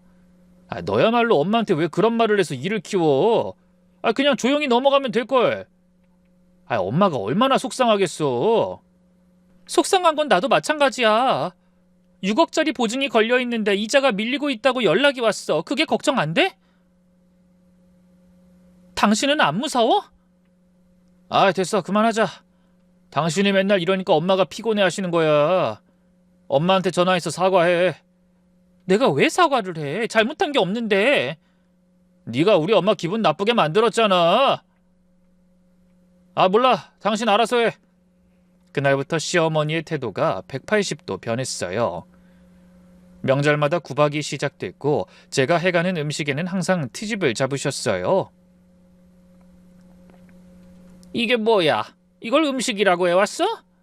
간도 안 맞고 모양도 엉망이고 우리 도윤이가 이런 걸 먹고 살았다니 불쌍해서 원. 어머니, 제가 미리 맛을 보고 왔어요. 혹시 좀 싱거우셨으면 소금을 더 넣어드릴게요. 싱거운 게 문제가 아니야. 정성이 없어, 정성이. 시집 와서 시어머니 음식 하나 제대로 못하면 며느리 노릇은 왜 하는 거야? 맛이 없다, 정성이 없다, 이 말도 안 되는 트집을 잡으며 저를 구박하려고 하더군요. 그리고 남편 앞에서 이런 말을 대놓고 하셨어요. 우리 도윤이가 이런 여자를 만나도록 놔뒀다니 내가 눈이 삐었지. 돈 만질 줄 안다고 기고만장한 년을 가족이라고 들였으니. 에휴. 시어머니가 심부름 시켜 나가다가 지갑을 두고 와 돌아왔을 때 시어머니가 하는 말도 똑똑히 들었죠. 전혀는 숫자에 밝아서 위험해. 앞으로 집안일은 절대 전현한테 말하지 마. 아버지 사업 얘기도 하지 말고 돈 얘기도 하지 마. 알았지? 위험하다니. 며느리가 집안 재정에 관심 갖는 게 위험한 거라고 하는 걸 보고 어이가 없었어요. 그때는 몰랐어요. 시어머니가 왜 제가 숫자에 밝은 걸 그토록 두려워하는지. 그저 문자 하나 확인했다고 이렇게 사람을 괴롭히는 시어머니가 참 답답하고 미웠었죠. 그리고 생각 없이 부모 편만 드는 남편에게도 화가 났고요. 그런 남편의 모습은 점점 더 심해져 갔습니다. 결혼한 지 3년이 넘기 시작했을 무렵 저는 회사에서 중요한 프로젝트를 맡게 됐어요. 그래서 출산 시기를 조율하고 싶었죠. 그런데 시어머니 생각은 완전히 달랐어요. 여자가 아이를 안 낳으면 시집은 왜 온 거야? 대가 끊기게 생겼잖아. 동네 아줌마들한테 손주 자랑 듣고 있으면 내가 얼마나 창피한 줄 알아? 무슨 돈으로 얼마나 벌려고 이 난리니? 적당히 해. 애라도 있어야 가정이 안정적이지. 어머니, 아이는 저도 갖고 싶어요. 다만 지금 회사에서 중요한 시기라서 조금만 기다려주시면 안 될까요? 1, 2년만요. 1, 2년? 너 지금 나이가 몇 살인 줄 알아? 35이 넘어가는데 1, 2년을 더 기다려? 회사 맨날 회사 타령이야. 너 그러다 늙으면 애 못 낳는다. 안 그래도 난자가 오래되면 애가 상태가 나쁠 수도 있다는데 넌 걱정도 안 되니? 시어머니의 말은 수위를 한참 넘어갔지만 저는 시어머니에게 따질 수 없었어요. 어른에게 대드느니 차라리 남편에게 말하는 게 낫겠다 싶었죠. 여보, 어머니가 아기를 너무 원하시는데 이번 프로젝트는 내 인생이 걸린 문제야. 적어도 이번 일만 끝내고 아기 갖도록 하자. 최대한 빨리 끝낼게. 1년 안에 무조건 끝내도록 할 테니까 어머니한테도 그렇게 말씀드려. 저로서는 많이 양보한 거였어요. 남편도 알겠다고 했고요. 그런데 며칠 후 충전되고 있는 남편 핸드폰 대신 제 폰을 충전시키려고 들었다가 시어머니와 남편이 나눈 카톡 내용을 우연히 발견하게 됐죠. 엄마, 올해 안에 꼭 아기 가질게요. 그래, 내 아들 믿는다. 근데 애한테 말은 하지 마. 걔가 알면 또 계산기 두드리면서 안 된다고 할 거야. 네, 그 와이프한테는 제가 알아서 할게요. 가슴이 덜컥 내려앉았어요. 남편이 저와 나눈 이야기와 정반대로 이야기할 줄은 몰랐거든요. 제가 남편에게 가서 말했어요. 카톡 봤어. 어머님한테 올해 아기 가지겠다고 한 건 뭐야? 나한텐 알겠다고 해놓고 뒤에선 뭐 하는 거야? 그건 엄마가 워낙 걱정하시니까 그냥 안심시키려고 그냥 한 말이야. 진짜 그런 거야. 근데 엄마가 저렇게 원하시는데 그 말씀 들어주면 안 될까? 이때부터 확실히 알았어요. 이 남자는 제 편이 아니라 시어머니의 리모컨으로 작동하는 사람이라는 걸. 그래도 저는 참았어요. 감정이 아니라 이성으로 버틴 거죠. 아직까지는 참을 수 있다고 생각했어요. 참아주면 참아줄수록 절 함부로 대할 줄은 상상도 못했으니까요. 그런 제가 그 이성을 잃게 된 건 결혼 5년차 추석 명절 때였어요. 결혼 후 명절 때마다 저는 시댁에서 온종일 음식을 만들고 설거지를 하고 시중을 들었어요. 친정에는 항상 명절이 끝나고 나서야 잠깐 얼굴만 비추는 정도였죠. 그런데 그해 친정어머니 무릎이 안 좋아지셨어요. 수술까지 얘기가 나왔는데 추석이 다가올 때쯤 안 되겠다 싶어 시어머니한테 먼저 말을 꺼냈어요. 어머니, 이번 추석에 친정어머니 무릎이 많이 안 좋으셔서 잠깐 다녀와도 될까요? 하루만이라도요. 시어머니의 반응은 예상대로였어요. 추석에 친정? 시집온 여자가 명절에 친정 타령이야? 명절은 시댁이 먼저야. 이건 상식이지. 네 친정어머니 무릎이 그렇게 급해? 요 몇 주 완전히 못쓰게 되기라도 한다는 거니? 어머니, 추석에 저희 집에도 손님들이 많이 오니 미리 가서 준비만 해놓고 올게요. 준비는 무슨 준비? 네 친정에 형제가 없어? 왜 꼭 네가 가야 하는데? 남편도 옆에서 한마디 했어요. 엄마 말이 맞아. 전화만 다 하라고 하면 되지. 솔직히 저도 더는 참을 수 없었어요. 어머니, 그럼 어머니가 편찮으실 때 남편에게 급한 건 아니잖아, 나중에 가도 되잖아 라는 말 들으면 기분이 어떠세요? 부모님 아픈 건 급한 거 아닌 거 없어요. 어머니 부모님도 계셨을 텐데 아프실 때 자식이 안 오면 얼마나 서운하겠어요. 시어머니가 할 말을 잃으셨어요. 남편도 멈칫했고요. 시어머니가 입술을 꽉 깨물더니 방으로 들어가셨어요. 그날 이후 시어머니가 오히려 조용해지셨어요. 그때는 그냥 시어머니가 제 말을 듣고 제 의견을 존중해주고 있다고 생각했어요. 그런데 그게 아니라는 걸 나중에 깨닫게 됐죠. 그리고 그때부터였어요. 시아버지가 갑자기 건설업체를 정리하기 시작한 게. 저는 시아버지 나이 때문에 은퇴하시려나 보다 싶어서 대수롭지 않게 넘겼어요. 그런데 며칠 뒤 식탁 위에 남편의 여권 케이스가 놓여 있는 걸 보게 됐어요. 제가 물어봤죠. 여보, 여권은 왜 꺼냈어? 무슨 일 있어? 그 회사에서 해외 출장 갈 것 같아서 미리 꺼내놨어. 팀원들하고 다 같이 가는 거야. 얼마나 가 있는 건데? 그건 나도 잘 몰라. 일정이 아직 안 나왔어. 뭔가 이상하긴 했지만 저도 그때 회사에서 2달째 야근을 반복하고 있었어요. 새벽 2시에 퇴근하는 날도 있었고 주말에도 출근하는 날이 많았어요. 솔직히 집에 오면 쓰러져 자기 바빴어요. 남편이 뭘 하는지 신경 쓸 여력이 없었어요. 그 며칠 뒤 시댁을 방문했을 때 시아버지 아이패드에 밴쿠버 부동산 매물을 검색한 기록을 발견했을 때도 마찬가지였죠. 은퇴하시니까 해외 부동산 투자 공부하시나 보다 정도로 넘겼어요. 시아버지가 원래 부동산에 관심이 많으셨거든요. 지금 생각하면 그때 좀 더 파고들었어야 했는데 일에 지쳐서 그럴 힘이 없었어요. 그리고 몇 주 후 명절 때만 해도 수술을 할까 말까 하던 친정 어머니의 무릎 수술 날짜가 잡혔어요. 이번에는 또 어떻게 시어머니를 설득할까 생각했는데 시어머니가 갑자기 태도를 완전히 바꿨어요. 예, 친정어머니 수술하신다며? 딸이 옆에 있어야지. 일주일이고 열흘이고 편히 있다 와. 여기는 내가 다 알아서 할 테니까 걱정하지 말고 음식도 내가 해놓을게. 솔직히 너무 의아했어요. 친정 간다고 하면 인상을 쓰던 분이 갑자기 이러시니까요. 역대급으로 다정하셨어요. 어머니, 정말 가도 돼요? 아이고, 내가 그동안 좀 모질었지.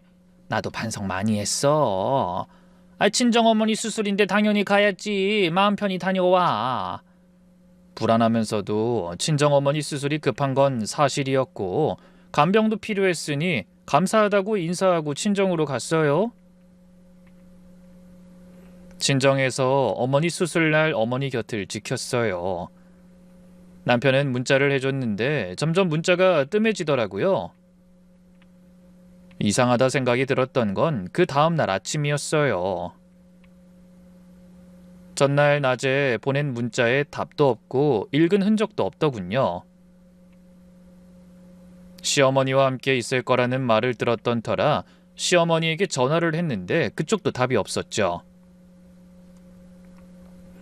시아버지도 마찬가지였어요. 마치 가족 모두 증발해버리기라도 한 듯 연락 자체를 받지 않더군요. 뭔가 잘못됐다는 직감이 밀려왔지만 수술 직후라 바로 돌아갈 수가 없었어요. 어머니를 두고 갈 수 없었죠. 어머니에게 잠깐 집에 다녀오겠다고 양해를 구한 뒤 저는 집으로 향했습니다. 집으로 가는 택시 안에서 조금씩 초조해지기 시작했던 것 같아요. 솔직히 별거 아닐 거라고 생각했거든요. 다만 시댁 식구들 전부 연락이 안 된다는 게 찝찝했죠. 그러다 아파트 현관문을 여는 순간 머리가 하얘졌어요. 집이 텅 비어 있었어요. 아니, 엄밀히 따지면 듬섬듬섬이었다고 해야 할까요? 남편의 옷이 전부 사라져 있었고 서재에 책과 노트북도 없었어요. 시어머니가 결혼 축하 선물이라며 사줬던 그릇 세트도, 거실의 액자도, 남편의 양복도, 구두도, 면도기까지 남편의 흔적이라는 흔적이 전부 사라져 있었어요. 남아있는 건 제 개인 물건뿐이었어요. 마치 처음부터 여기에 혼자 살았던 것처럼요. 다리에 힘이 풀려 현관에 주저앉았어요. 떨리는 손으로 남편에게 전화했어요. 연결음이 가는 듯 하더니 곧 전원이 꺼졌어요. 이번엔 시어머니 번호로 전화했어요. 현재 사용할 수 없는 번호입니다. 시아버지 번호도 같았어요. 정말 세 사람 모두 연락이 안 되는 거예요. 미친 듯이 거실을 돌아다니다가 식탁 위에 놓인 편지 한 장을 발견했어요. 남편 자필이었어요. 글씨가 좀 삐뚤었는데 급하게 쓴 것 같았어요. 엄마 아빠랑 다른 나라에서 새 출발하기로 했어.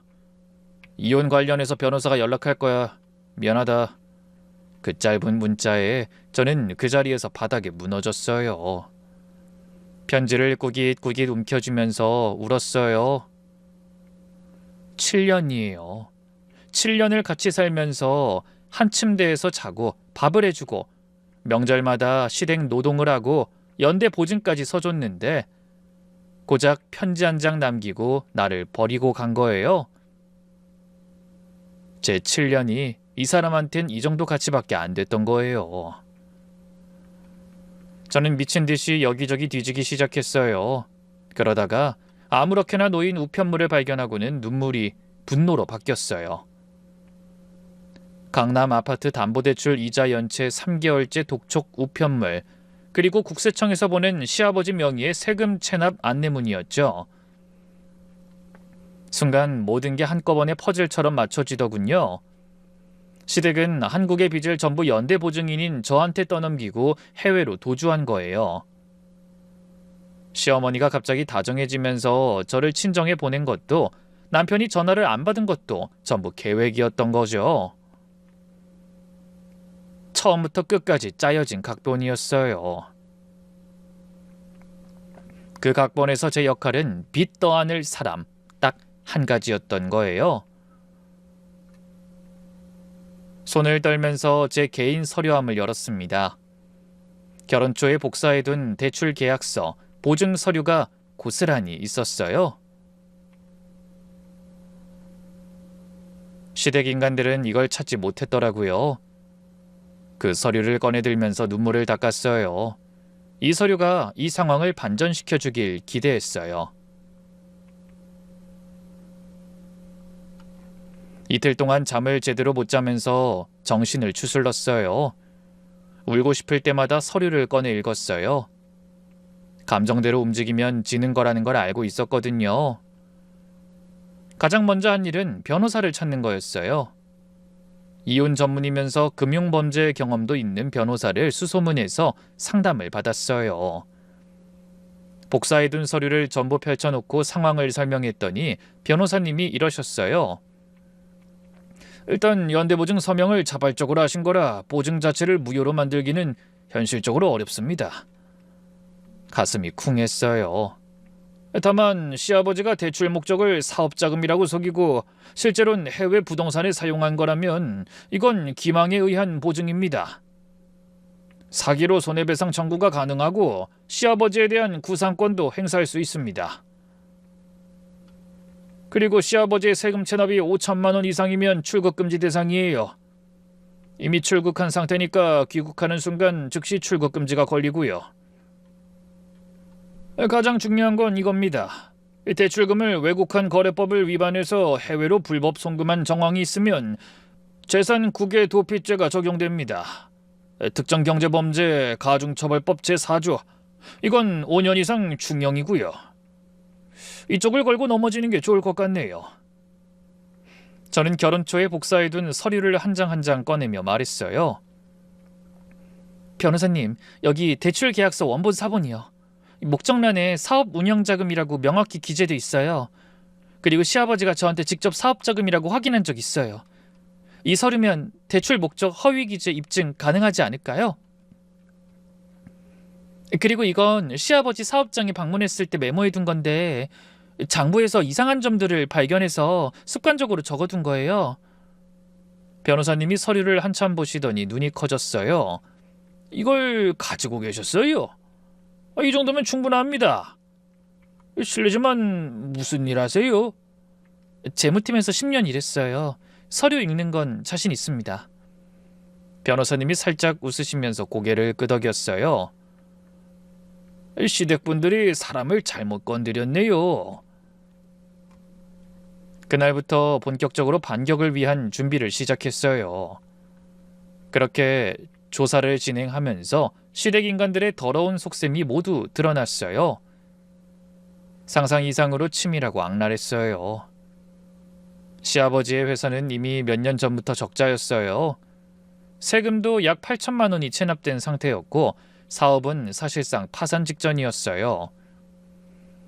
게다가 시아버지는 강남 아파트 담보대출 6억 중 4억을 환치기 브로커를 통해 캐나다로 불법 송금했어요. 밴쿠버에 있는 친척 명의로 부동산을 매입한 거예요. 한국에 남은 대출은 일부러 연체시켜서 연대 보증인인 저한테 떠넘기고 가족 전체가 해외로 도주한 거였죠. 시어머니의 역할은 저를 관리하는 거였어요. 처음부터 저와의 관계를 일부러 나쁘게 만들어서 제가 시댁 재정에 관심을 갖지 못하게 만든 거예요. 제가 재무 전문가니까 들킬 위험이 높다는 걸 알고 있었던 거예요. 결국 저를 괴롭힌 이유가 따로 있었더군요.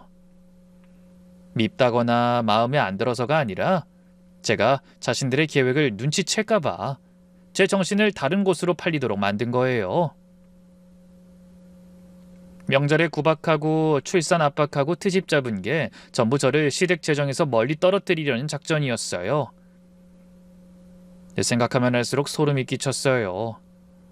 이 사실을 정리하고 나서 남편한테 국제전화를 걸었어요. 전화를 안 받길래 일부러 남편 직장 동료에게 전화해서 전화 좀 빌려달라고 하고 전화를 걸었죠. 제가 전화를 걸 때와는 다르게 바로 전화를 받더군요. 야, 너 어디야? 집에 있는 물건 다 가지고 어디 갔냐고?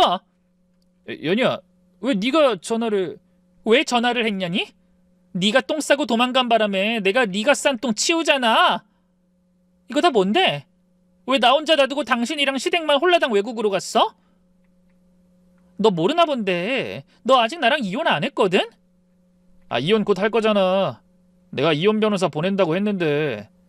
너 아직도 상황 파악이 안 돼? 시아버지 대출금 4억을 해외로 불법 송금한 거 알지? 그 돈이 사업자금이 아니라 캐나다 부동산 살 때 쓴 거라는 것도 알아? 그 대출의 연체가 이미 3개월째인 건 알고 있어? 연대 보증인이 나라서 내 신용이 지금 망가지고 있다는 것도 아냐고? 대체 당신은 무슨 생각으로 거기 있는 건데? 나하고 진짜 이혼한다고? 이혼 사유가 뭔데? 남편이 한참 동안 말이 없었어요. 엄마가 당신하고 이혼했으면 좋겠다고 하잖아. 이혼 사유는 시부모님과 마찰이라고 하면 뭐 되겠네. 미친놈. 엄마가 네 인생 책임져 줄 것 같아? 그래, 당신이 그렇다면 나도 이혼할게. 대신 곱겐 못 보내줘. 난 받을 거 다 받을 거고 돌려줄 것도 다 돌려줄 거야. 당신 어머니랑 아버지한테도 말씀 전해도 소송 각오하시라고. 소송이라니. 그냥 이혼 서류에 도장 찍어. 대신에 아파트는 네가 살고 있으면 되잖아. 그렇다고 그게 내 명의가 돼? 이럴 거면 명의라도 바꿔주고 가지 그랬냐? 아파트에 6억 대출이 걸려 있고 3개월째 연체 중인 것도 방금 말했잖아. 귀 안 달렸어? 나더러 그 아파트에서 살면서 매달 이자 내면서 빚 갚으라는 거야? 미친놈아! 정신 나가 소리 할 거면 전화 끊어! 그리고 남편과 전화를 끊었어요. 손이 떨렸지만 마음은 오히려 단단해졌죠. 그때부터 저는 하나하나 움직이기 시작했어요. 제일 처음 한 일은 국세청의 탈세 제보였어요. 예전에 시아버지 사업장에 잠깐 들렀을 때 장부를 본 적이 있었거든요. 그때 이상하다 싶어서 메모해 뒀었거든요. 그 다음은 외국한 거래법 위반으로 시아버지를 검찰에 고발했죠. 대출금을 불법 환치기로 해외 송금한 정황이 확보됐거든요. 변호사님이 이건 재산 국외 도피죄 적용이 가능하다고 확인해 주셨어요. 그리고 마지막으로 은행에 직접 찾아갔어요. 저는 이 대출의 연대보증인 서연이라고 해요. 주채무자인 시아버지가 대출 목적을 사업자금이라고 허위 기재하고 실제로는 대출금을 해외 부동산 매입에 사용한 후 출국했습니다. 은행에서도 확인하셔야 할 사항이 있을 거라 생각합니다. 은행 담당자가 당황하면서 물었어요. 잠깐, 주채무자가 출국했다고요? 그러면... 네, 은행도 사기 피해자가 될 수 있는 상황입니다. 대출 목적 허위 기재는 은행에 대한 기망이기도 하니까요. 은행 쪽에서도 즉시 내부 조사에 들어갔어요. 그리고 조사 과정에서 한 가지를 더 발견했어요. 시어머니가 제가 남편에게 준 제 명의 신용카드를 제 동의 없이 한도 변경하고 수백만 원을 사용한 흔적이 있었어요. 이건 여신 전문 금융원법 위반이에요. 시댁가족이 해외로 가기 전 카드 명세서를 확인하는데 손이 떨렸어요. 백화점, 면세점, 항공권 결제 전부 이민 준비에 쓴 거예요. 제 이름이 걸린 카드로 제가 빠질 이민을 준비한 거예요. 시어머니는 정말 안 한 게 없더라고요. 영혼까지 끌어모으듯이 부부카드를 한도 끝까지 쓰셨더군요.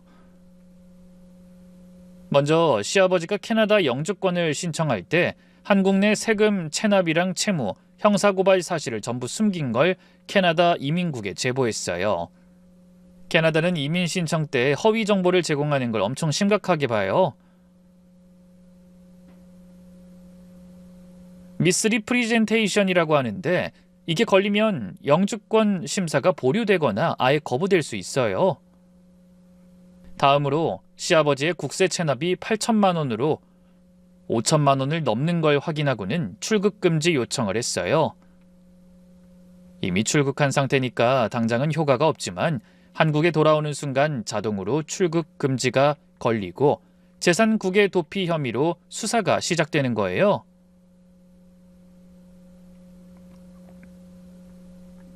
그리고 한국에 남아있는 시아버지의 자녀 재산, 강남 아파트 포함해서 전부 가압류를 신청했어요. 법원에서 인용됐고 아파트 매각도 추가 대출로 전부 동결됐어요.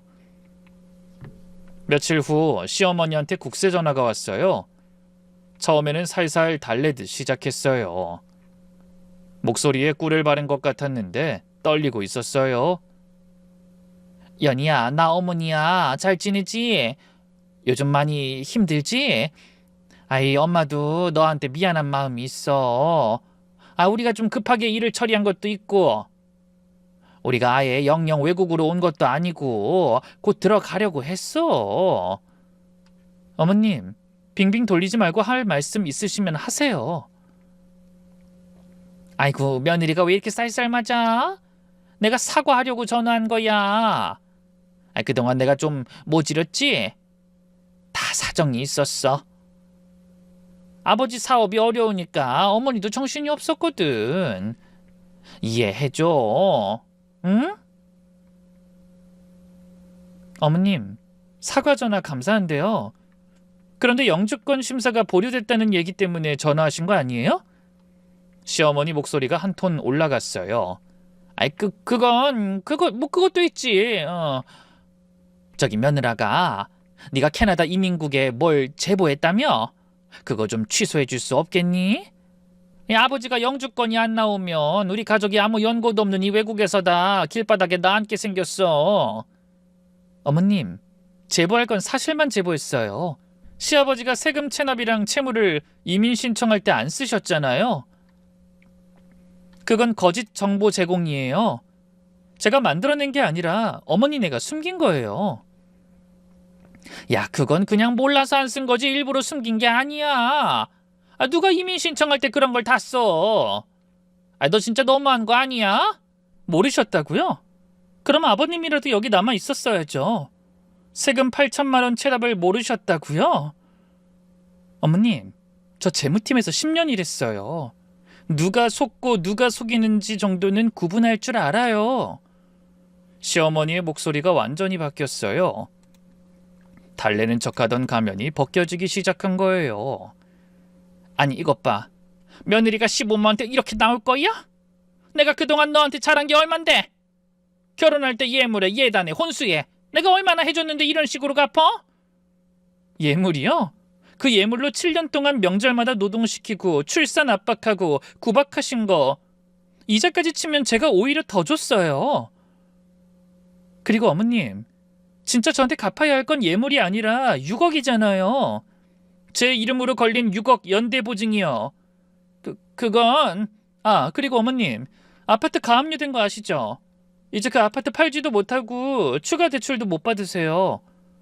거기서 돈 빼내실 생각 마세요. 뭐? 가압류? 야야야, 서연이 너 미쳤어? 그 아파트 가압류를 네가 걸었어? 그 아파트가 누구 건 줄 알아? 우리 시어른 재산이야. 그 시어른 재산의 연대 보증인이 저예요. 채권자로서 재산 보전 조치를 한 겁니다. 합법적으로요. 이런 독한 년, 시부모 재산에 가압류를 걸어? 이게 며느리가 할 짓이야? 너 사람이 아니야, 사람이. 어머니, 며느리한테 빚 6억을 떠넘기고 편지 한 장 남기고 도망친 게 시부모가 할 짓이에요? 사람이 아닌 건 어느 쪽일까요? 시어머니가 잠깐 말을 잃었다가 갑자기 울먹이면서 작전을 바꿨어요.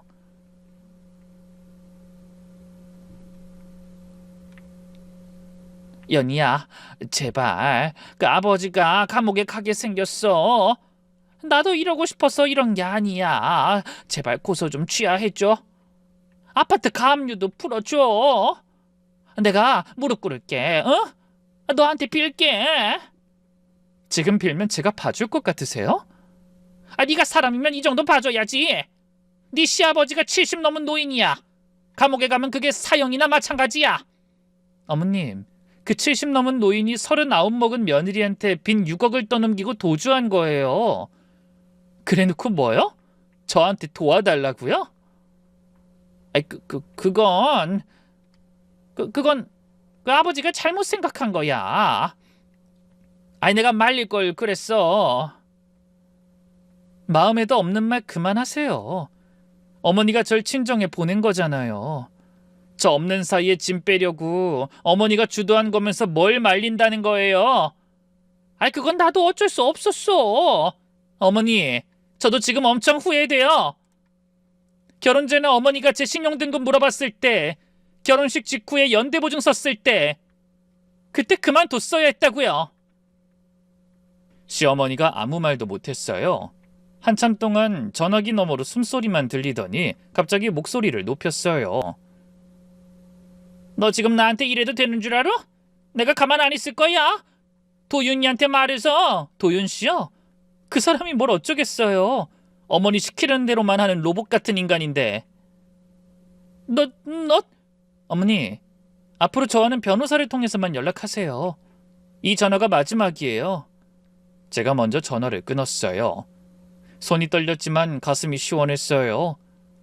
7년 동안 참았던 말을 다 한 것 같았어요. 캐나다에서 시댁 상황은 급속도로 무너지기 시작했어요. 영주권 심사가 보류되면서 체류 비자 만료가 코앞으로 다가왔고 밴쿠버에 산 부동산도 친척 명의라 시댁이 마음대로 손댈 수가 없었어요. 더군다나 상황이 나빠지니까 그 친척이 난 모르는 일이야. 이건 내 이름으로 된 내 집이잖아 하면서 협조를 거부한 거예요. 피가 물보다 진하다더니 돈 앞에선 물보다 더 연하더라고요. 한국에서 보내던 돈줄도 가압류로 완전히 끊겼고 캐나다에서의 생활비마저 바닥이 나기 시작한 거예요. 그때 남편한테서 전화가 왔어요. 목소리가 완전히 다른 사람 같았어요. 예전에 자신감은 눈곱만큼도 없고 기어들어가는 목소리로 말을 시작했어요. 여보, 여기 당신 여보가 어딨어? 내가 진짜 미안해. 진짜로, 진심으로 미안해. 이렇게까지 될 줄 몰랐어. 엄마 아빠가 다 잘 될 거라고, 캐나다 가면 새 출발할 수 있다고, 그 아파트는 네가 살면 되니까 괜찮다고. 나는 진짜 그렇게 믿었어. 아파트가 당신 거라는데 내가 당연히 마음 놨지. 그래서? 나 여기서 할 수 있는 게 아무것도 없어. 경력이 완전히 끊겼어. 여기서 취업 비자도 없고 영주권도 안 나오고 엄마 아빠 매일 싸우고 아버진 술만 드시고 나 죽겠어 진짜. 죽겠다고? 난 7년 동안 죽는 줄 알았어. 시어머니한테 구박받고 당신한테 무시당하고 명절마다 노동하고 출산 압박받고 연대 보증까지 서줬는데 편지 한 장 남기고 버림받았어. 그런 나보다 네가 더 비참하다고 말할 수 있어? 그리고 그런 말은 이혼하자는 말 하기 전에 했어야지. 미안해, 진짜 미안해. 이혼은 없던 걸로 하고 미안하면 다야? 어떻게 인간들이 이렇게 치졸할 수가 있어? 내가 친정간 사이에 짐 뺀 건 대체 누구 생각인 건데? 그건 엄마가... 그놈의 엄마 타령 좀 그만해! 당신은 생각도 안 해? 네 뇌는 엄마한테 맡겨놨니? 자 봐. 네 엄마 말대로 했다가 네 꼴이 어떻게 됐는지 잘 보라고. 나도 고민했어 진짜로. 너한테 말할까 말까 몇 날 며칠을 고민했다고. 고민한 결과가 편지 한 장이야? 이게 고민한 사람이 쓴 편지야? 강아지 분양 보내면서 쓰는 쪽지도 이것보단 성의 있겠다 이 새끼야. 나도 이혼 소송 준비하고 있으니까 기대해라. 알았어. 뭐든 해줄 테니까 우리 한국으로 돌아갈 수 있게 도와줘. 제발 부탁이야. 도와달라고? 내가 왜? 당신이 날 도운 적이 있어? 나 혼자 한국에 버린 것도 모자라 같이 살면서 마련한 물건들도 다 가져가고 결국엔 연대보증과 빚이라는 것만 남긴 당신들을 내가 왜 도와야 하는데? 알아. 나 잘못했어. 진짜 모든 게 내 잘못이야. 근데 연희야, 나 지금 진짜 아무것도 없어. 돈도 없고 갈 데도 없고 여기서 매일 라면만 먹고 있어. 엄마 매일 울고 아버진 술만 드시고. 제발 한 번만 나한테 동정심 호소하지 마. 동정은 내가 받아야 하는 거지 이 뻔뻔한 놈아. 이런 이야기 할 거면 전화하지 마. 그리고 당신 알면서 눈 감은 거야. 시아버지가 대출금으로 뭘 했는지 이민을 왜 가는지 나를 왜 빼는지 다 알면서 엄마가 하라는 대로 한 거잖아. 법적으로 그건 방조야. 여보, 나는 진짜 여보라고 부르지 마. 앞으로 서연이 씨라고 해. 우리 사이에 여보라고 부를 관계는 끝났어. 네가 떠난 그날에. 전화기 너머에서 남편이 흐느끼는 소리가 들렸어요. 그 뒤에 시어머니 목소리가 들렸어요. 그년이 뭐래? 돌아갈 수 있도록 도와준대? 우리가 해준 게 얼만데 양심이란 게 있으면 도와주겠지. 어머니 목소리 다 들려요. 정말 나이는 어디로 뛰셨는지 양심은 당신들이 찾아야지. 왜 나한테서 찾아요? 결국 참지 못하고 전화를 끊었어요. 시댁은 더 이상 캐나다에 있을 수가 없게 됐어요. 비자가 만료되면 불법 체류고 캐나다에서 불법 체류는 향후 어떤 비자도 받을 수 없는 상황이 되거든요. 결국 한국으로 돌아올 수밖에 없었어요. 시아버지가 인천공항에 도착하자마자 출국금지 통보를 받았고 재산 국외 도피 혐의로 검찰 소환장이 날아왔어요. 시댁에서는 저에게 앙심을 품은 건지 변호사를 통해 이혼 협의를 하자고 연락이 왔어요. 하지만 전 변호사끼리만 하는 게 아니라 직접 만나서 조건을 제시하고 싶었어요. 7년 동안 눌려 살았던 저를 마지막으로 똑바로 보여주고 싶었거든요. 남편과 시어머니가 변호사 사무실에 나왔어요.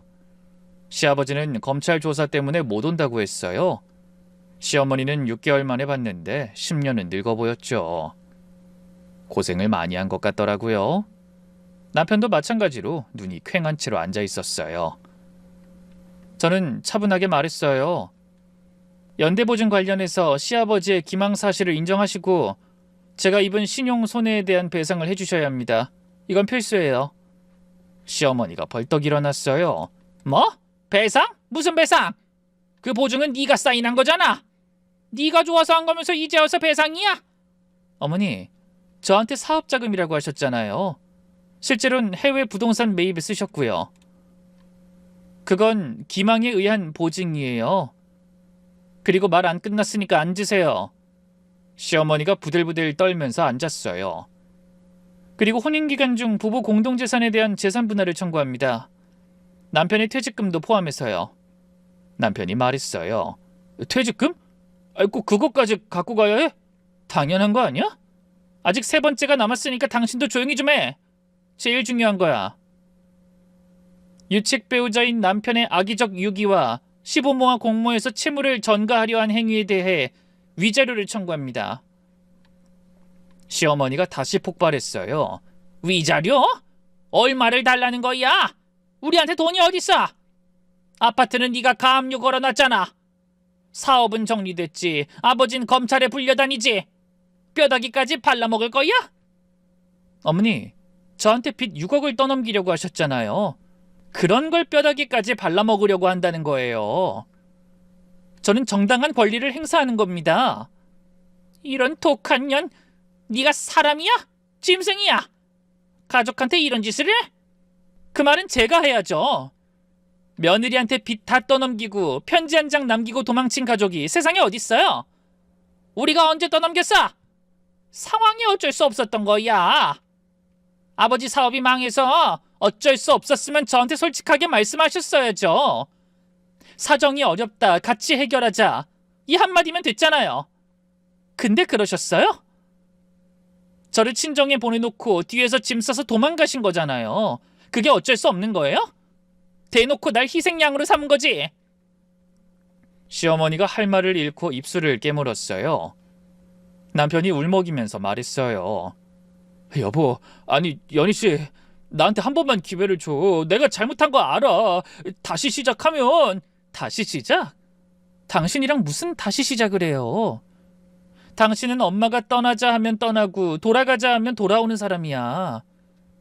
당신한테 자기 의지가 있어? 하, 언제 다시 날 두고 떠날 줄 알고. 난 당신이 말하는 사랑이나 신뢰는 못 믿어. 깃털보다 가벼워서. 이 3가지 조건 수용 안 하시면 법정에서 뵙겠습니다. 재판하면 더 길어지고 더 많이 힘드실 거예요. 전 뭐든 상관없어요. 뭐든 이길 거라 생각이니까요. 결국 상대 측이 대부분의 조건을 수용했어요. 그들에게 더 버틸 힘이 없었거든요. 그리고 검찰 수사 결과 시아버지의 재산 국외 도피 혐의가 확정됐어요. 불법 해외 송금액이 4억 이상이라 특경법상 5년 이상 유기징역에 해당됐고 시아버지는 구속 기소됐어요. 시어머니가 재판 직전에 마지막으로 전화했어요. 완전히 무너진 목소리였어요. 연희야, 마지막으로 한 번만 부탁할게. 아버지가 재판에서 좋은 결과 받을 수 있게 탄원서 한 장만 써줘. 며느리가 용서했다고 한 줄만. 아주머니, 저 이제 며느리 아니에요. 이혼했잖아요. 그리고 용서는 반성하는 사람한테 하는 거예요. 반성은커녕 적반하장으로 날 다시 속이려는 사람이 아니라. 아니야, 내가 잘못했어. 진짜로. 지금 그 말이 진심인지 아닌지 솔직히 모르겠어요. 아주머니가 저한테 처음 잘해주실 때도 진심인 줄 알았는데 전부 거짓이었잖아요. 탄원서는 못 써요. 끊을게요. 그렇게 전화를 끊고 얼마 안가 이혼이 확정됐어요. 위자료 5천만 원 판결을 받았고 재산분할에서도 혼인기간 기여도와 부양적 요소를 반영받아서 유리한 분할을 받았어요. 연대보증 문제도 시아버지의 사기가 인정되면서 구상권을 확보했고 은행이 주 채무자인 시아버지 재산에서 먼저 회수하도록 합의가 됐어요. 시아버지 명의의 강남 아파트는 압류되어 대출금 상환이 중단됐고요. 정말 이혼 확정됐을 때 어찌나 마음이 평온하던지 미친 인간들 얼굴 안 봐서 다행이라는 생각이 들었죠. 그렇게 이혼하고 1년 반쯤 지나고 저는 새로운 사람을 만났어요. 정신의학과 전문의 선생님이 있었는데 지인 소개로 만나서 교제를 시작했고 재혼까지 하게 됐어요. 이혼 후 상처를 치유하는 과정에서 만난 분이라 서로의 아픔을 이해하는 사이였죠. 어느 날 남편 병원에 약속이 있어서 갔는데 대기실에서 기다리고 있었어요. 그런데 이 진료실에서 진료를 마치고 나오는 사람이 눈에 들어왔어요. 시어머니였어요. 6개월 만에 본 시어머니는 완전히 다른 사람이 되어 있었어요. 머리카락이 반백이 되었고 살이 많이 빠져서 옷이 헐렁했어요. 눈가에 다크서클이 심하게 내려앉아 있었고 화장기 없는 얼굴이 10년은 더 늙어 보였어요. 시어머니가 저를 알아봤어요. 눈이 휘둥그레지더니 얼어붙은 것처럼 멈췄어요. 잠시 후 어색한 표정으로 다가왔어요. 어머, 연희야. 연희 아니야? 저도 당황했지만 표정 관리를 했어요. 오랜만에 뵙네요. 아이고, 여기서 널 만나다니. 옆에 좀 앉아도 되겠니? 제가 뭐라 하기도 전에 옆자리에 앉더니 떨리는 손으로 핸드백을 만지작거렸어요. 너도 여기 다니는 거야? 너도 힘들지? 전 여기 환자 아니에요. 다들 그렇게 말하지. 나도 힘들었어. 진짜 너무 힘들어서 여기 다니고 있어. 잠을 못 자. 매일 밤에 눈만 감으면 남편이 수갑 차고 끌려가는 꿈을 꿔. 낮에도 가슴이 두근두근거리고 숨이 안 쉬어져서 응급실에 3번이나 갔어. 교묘하게 저를 탓하는 듯한 말투와 동정심에 호소하는 말을 섞어 쓰더군요. 연희야, 우리 남편이 감옥에서 지금 많이 아파. 당뇨가 있었는데 감옥밥이 맞지 않아서 혈당 조절이 안 되고 있대. 면회 갈 때마다 더 야위어져 있어. 70이 다 돼가는 노인이 감옥에서 이렇게 죽어가고 있어. 눈물을 흘리면서 계속 말했어요. 도윤이는 아직도 취직 못하고 있고 경력 단절이 3년이니까 아무 데서도 안 받아줘. 매일 집에서 컴퓨터만 보고 있어. 나한테 돈 달라는 소리도 못하고 라면만 끓여 먹고. 내가 그 꼴을 보면서 살고 있으니 마음이 안 아플 리가 없지. 그래서 저한테 무슨 말씀하시려는 건데요? 시어머니가 갑자기 제 손을 잡았어요. 연희야, 제발 도와줘. 네가 우리 아들이랑 다시 만나주기만 하면 다 잘 될 문제잖니. 우리 남편도 나올 수 있겠지. 그리고 도윤이 취직할 때 네 인맥 좀 써줄 수 없겠니? 너 회사에서 팀장까지 됐다며. 제발 부탁이야. 나 이대로 가다간 진짜 죽어. 저는 잡힌 손을 천천히 뺐어요. 그리고 시어머니 눈을 똑바로 보면서 말했어요. 솔직히 여쭤볼게요. 우리가 그렇게 해줄 만한 사이는 아니잖아요. 저 버리고 간 벌 받는다 생각하시면 억울하지도 않으실 거예요. 그건 정말 사람이 살다 이렇게 뻔뻔한 사람들은 처음 봤어요. 전 남편도 전 남편이지만 진짜 어머닌 정말 뻔뻔하네요. 양심이 없는 건지 어떻게 버리려고 했던 사람한테 아들이랑 다시 만나라고 할 수 있어요? 연희야, 제가 보기엔 3분 모두 저한테 함부로 대한 대가 잘 받고 계신 것 같아서 기분 좋네요. 너무하다, 너무해. 내가 이렇게까지 빌고 있는데. 저한테 너무하다는 말은 하지 마세요. 정말 미안했으면 저한테 그런 말도 못했을 겁니다. 반성은 쥐뿔도 안 하고 있다는 게 눈에 훤해서 정말 다행이에요. 이렇게 매몰차게 구는 게 힘들지 않아서요. 시어머니가 고개를 떨궜어요. 한참 동안 아무 말도 없었어요. 그리고 한 가지 분명히 해둘게요. 전 여기에 아파서 온 게 아니에요. 시어머니가 고개를 들었어요. 의아한 표정으로요. 바로 그때 진료실 문이 열리면서 흰 가운을 입은 남자가 나왔어요. 제 남편이었어요. 남편이 환하게 웃으면서 말했어요. 여보, 기다렸어? 미안해. 진료가 좀 길어졌네. 점심 예약 시간 안 늦었지? 저는 일어서면서 남편한테 미소를 지었어요. 아니요, 괜찮아요. 여기서 잠깐 아는 분을 만나서 이야기하고 있었어요. 시어머니가 멍하니 저와 재혼한 남편을 번갈아 봤어요. 흰 가운, 목에 걸린 의사 명찰, 그리고 저를 여보라고 부르는 그 사람. 시어머니의 얼굴이 하얗게 질려갔어요.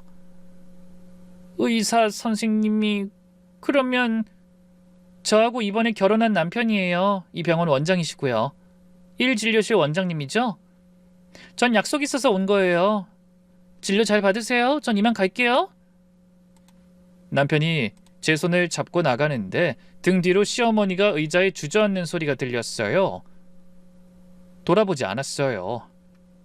병원을 나서면서 남편이 물었어요. 아까 누구였어? 얼굴이 안 좋아 보이던데. 사기꾼이요. 옛날에 저한테 빚더미 남기고 해외로 잠적하려 한 질 나쁜 사람 하나 있어요. 뭐 진료받으러 오신 것 같아요. 아, 그런 분들 중에 자기 잘못 인정 못하고 자기 생각만 하는 사람들이 많지. 괜히 엮이지 말고 빨리 끊어. 괜찮아요. 이번에 진짜 확실히 끊어냈으니까요. 그 뒤로는 시댁 사람들을 만난 적 없어요.